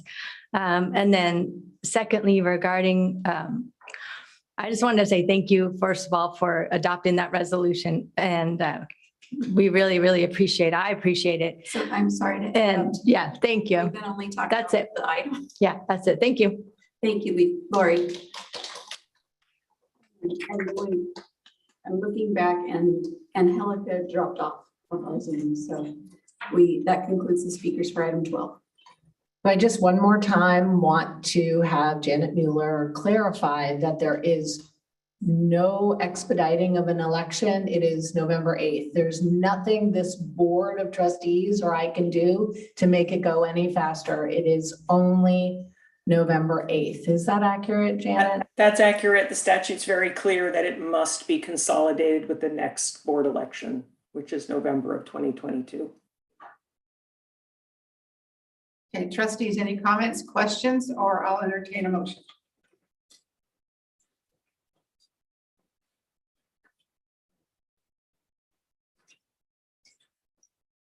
I'll move resolution number 2122-53, resolution to order an election to fill board vacancy for trustee area 2. Second. Okay, moved by trustee Hanachek, second by trustee Jones. This is a voice vote, correct? No, it's a resolution, so it's a roll call. Aye. Trustee Bullicus. Aye.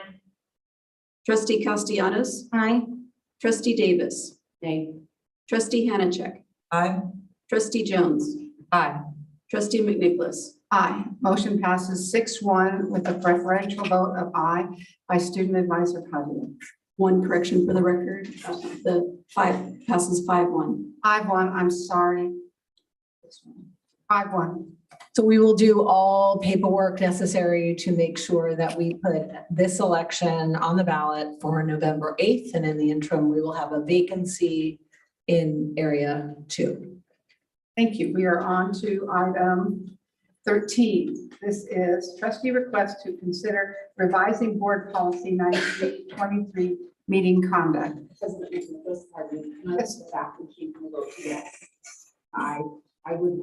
do want to work the meeting. Can we do that? Janet, did you hear that? Is that a possibility?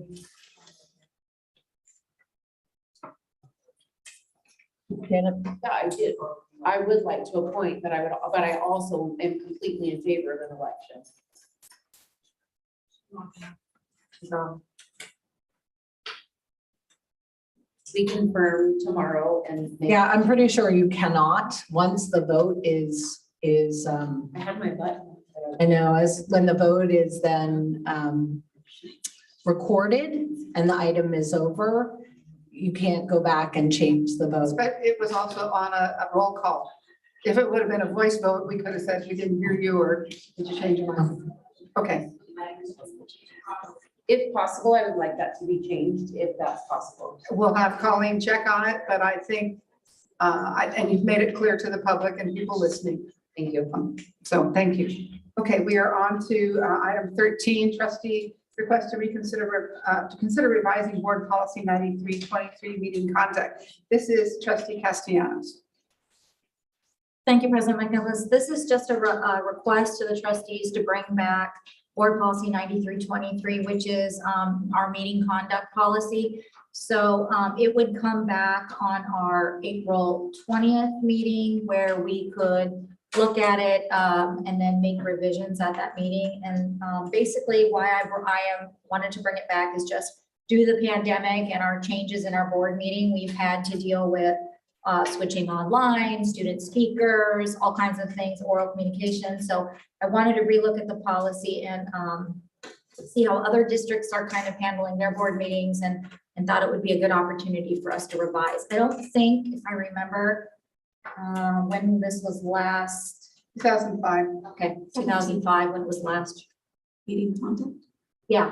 9323 says, oops, never mind, 17. Sorry, 2017 was our last revision. So it's just a request to bring it back for our April meeting. So moved. I'm going to ask if this is an opportunity, if you have any input on that, either here publicly or to direct it to Trustee Castellanos, because I think we've been kind of working together, looking at what other districts do. But if you have any input, either now or later, please let us know. Trustee Hanachek, did you have something? Okay. So did you move it? Oh, Lisa moved. Trustee Davis, moved by Trustee Davis, second by Trustee Hanachek. Trustee Bolikas, did you have a question? Yes. Okay. So are you asking staff to do that comparison or you two? We're going to do it. Doing the homework in terms of, okay, so currently you don't have any particular recommendations yet. You're going to share with us your findings. Right. And we could be thinking about how we. But one of the things is that we talked about is our practice in some ways doesn't follow what our procedure is as far as prioritizing online, prioritizing students before adults. Not stated. So, we kind of like to codify that. We also have other districts that do their oral comments at the end of their meeting, or so that your business doesn't get, 2 hours later, or you split it. You say, we're going to go for 20 minutes here, and then we're going to do the rest later. So we're looking at different kind of models. Martha, But would we have blue cards on this? I forgot. Oh, sorry.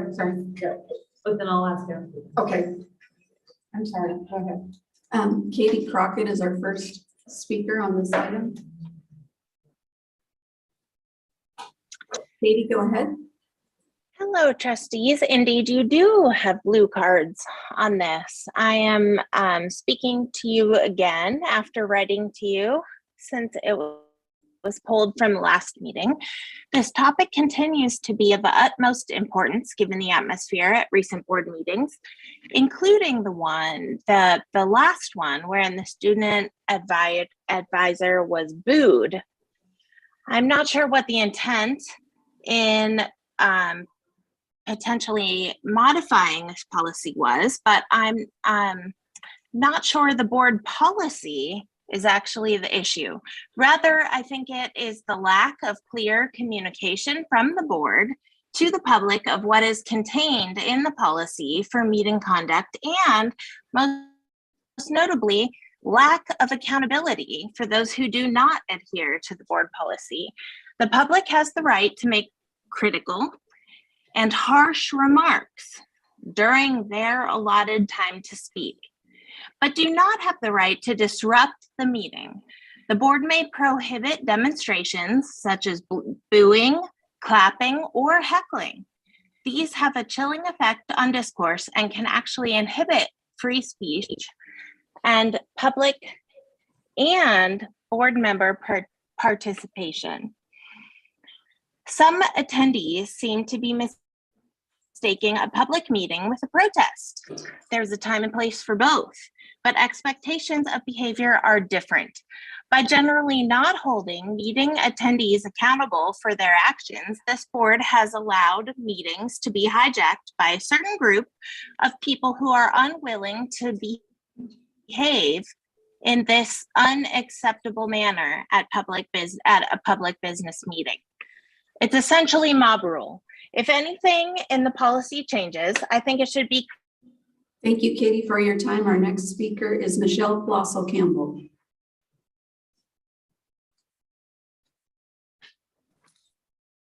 Good evening. I remember when this board policy was changed in 2017, and it specifically addressed the item of consent at that time. I also know that speakers get 3 minutes and not 2 minutes to speak on this item because there are only 2 speakers and that does not go anywhere near the 20 minutes. And Katie and I have both been granted only 2 minutes. But back to the topic at hand, I strongly support Trustee Castellanos in requesting to bring back Board Policy 323, meeting conduct. As a person who regularly participates, I appreciate the effort to clarify how the public can participate. So please bring this item back at a future meeting. Thank you very much. I have one speaker card, Lori McClaskey.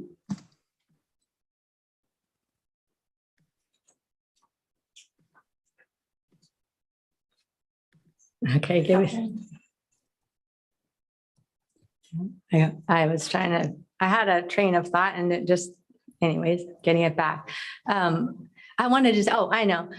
I think that you should prioritize the people who actually take the time to come in person. I think that you always let online first. You should have the people that come because that, to me, that's like pretty a basic conclusion that the people who take the time to come in, you know, sometimes we've been here since 11 at night. I think I've been here since 12 sometimes. You shouldn't make us wait to hear people who, you know, take the option of online. And then second of all, there's been a lot of, you know, one thing, when you have a public office, there is a different standard. As an attorney, I can say you are held to a different standard. If you're a public official, unfortunately, there's going to be there's a certain amount of words that can be spoken against you that are tolerable versus which I'm not supporting. I don't support heckling. You've never seen me heckle. You've never seen me boo anyone, and you never will. You'll never see me write any disrespectful email to anyone.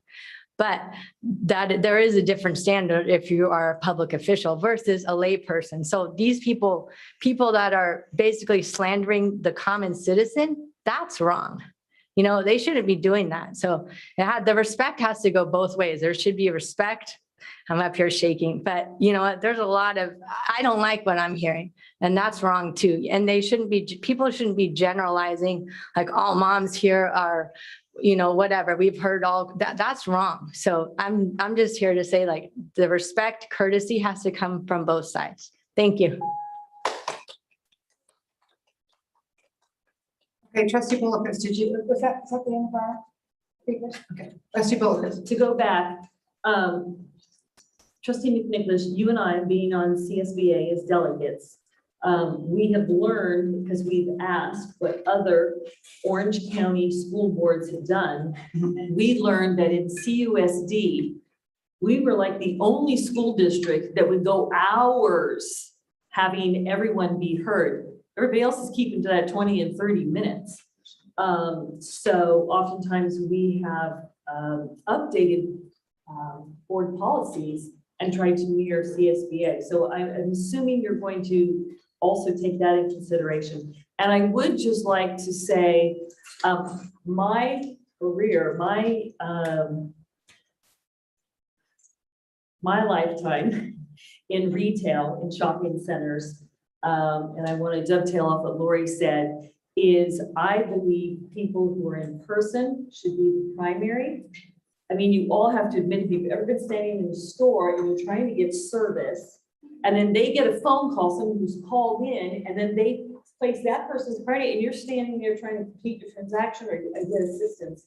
So I would just say, when we get into that, my thought would be to place students always first, but the in-person over the, they've got the comfort of running around their house waiting, but these people have been standing. Okay. So I like that comment. And so these are the kinds of things you'll be hearing from us, I guess. We did, you're right, there are a lot of other school boards limited and just cut it off and that's it. But they all have the phrase in that the board, by the board's consensus, can change that. So, you know, yes, we want to be rigid, but we still have to be flexible depending on the topic, depending on what other items are on the agenda. So I think we all Yeah. revolve it that But I way. want to say, based on when the summer of 2020, when we were talking every other week and listening to them, they weren't extending. And through all this crazy COVIDness, they didn't extend. Right. But then they also had. This is really just an item to vote on whether to talk about this. We're not actually talking about, we're talking about whether we're going to talk about it. But trustee Jones, this is an opportunity to give input too. So that's why it's not being voted on tonight. That's why we didn't try to come up with a red line version for you to review. Yeah. Okay, to put the in-person speakers first. Okay, it looks like you got some support for that. Okay, so this is just letting you know that we're going to bring it back. I think that's the end. We have something else? Actually need to vote. So you continue to discuss. Vote to bring this back? Vote to bring this back. So you have a motion and a second. Oh, that's right. We did have a motion in a second? Yeah. Oh, soon I forget. Voice. Okay. Voice vote. Vote. Okay, moved by trustee Davis, second by trustee Hannachek. All in favor, say aye. Aye. All opposed, say no. Passes 6-0 with a preferential vote of aye by student advisor Padilla. Move to adjourn. Second. Okay, moved by trustee Jones, second by trustee Davis to adjourn the meeting. All in favor, say aye. Aye. All opposed, say no. Passes 6-0 with a preferential